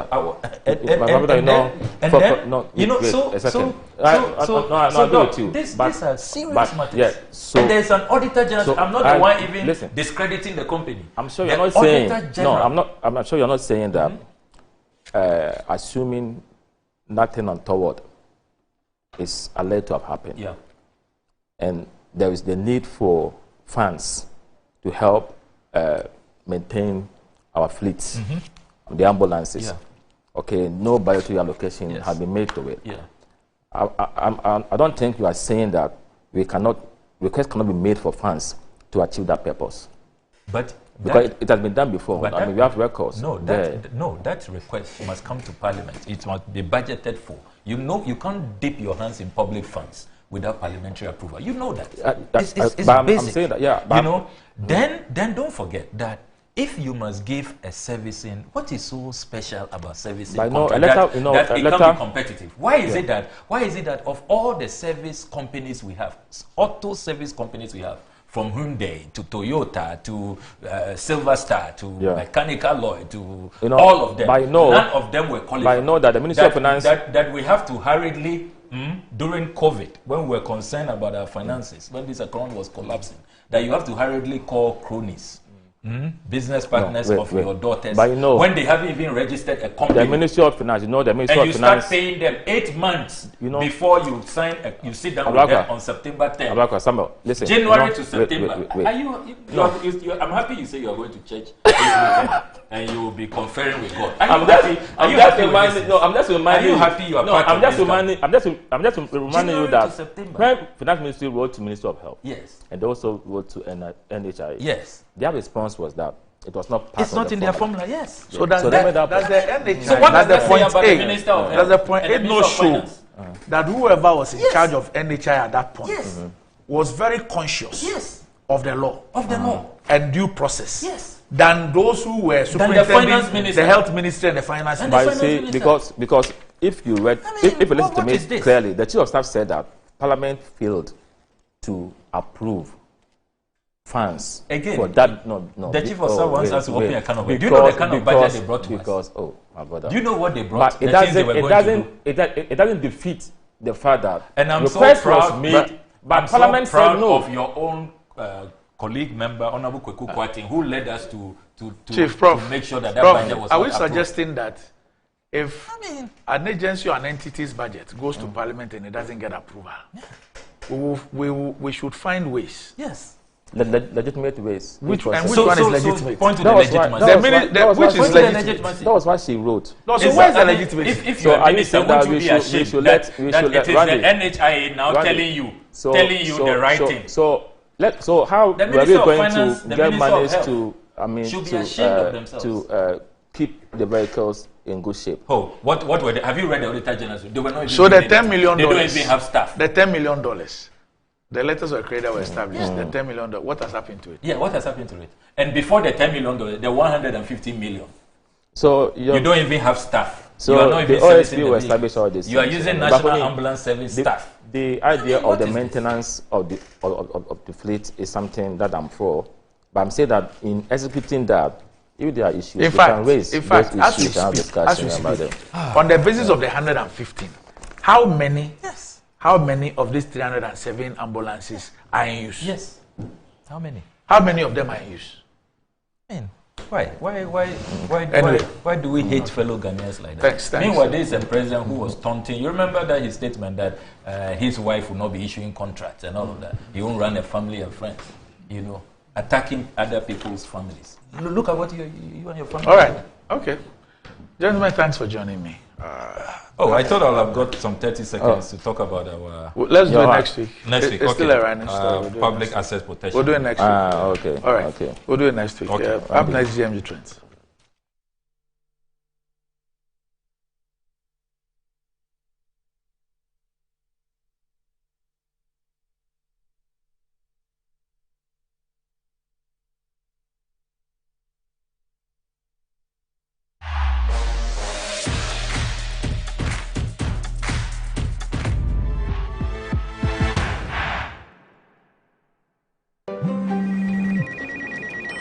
She's coming.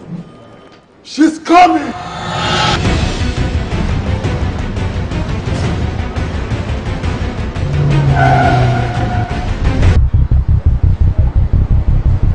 Oh, it's in.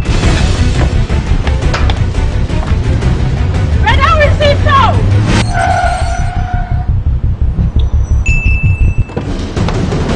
Boss, let's go back. Here, take this. She's coming. I know. Go to the pharmacy now. She's coming. Oh.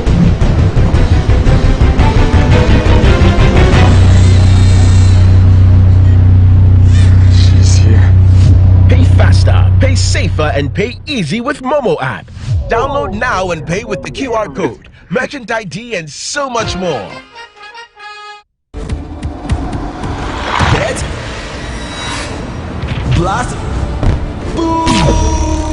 Exclusively on Betway. Win up to 300% more when you play FlyX with Win Boost from Betway. Betway, get way more.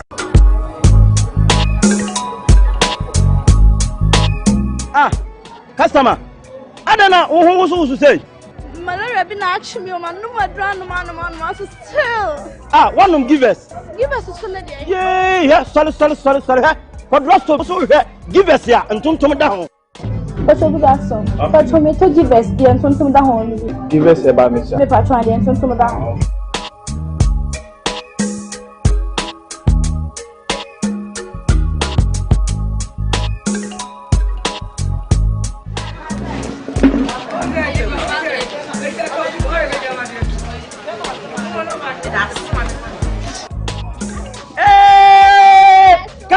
Customer.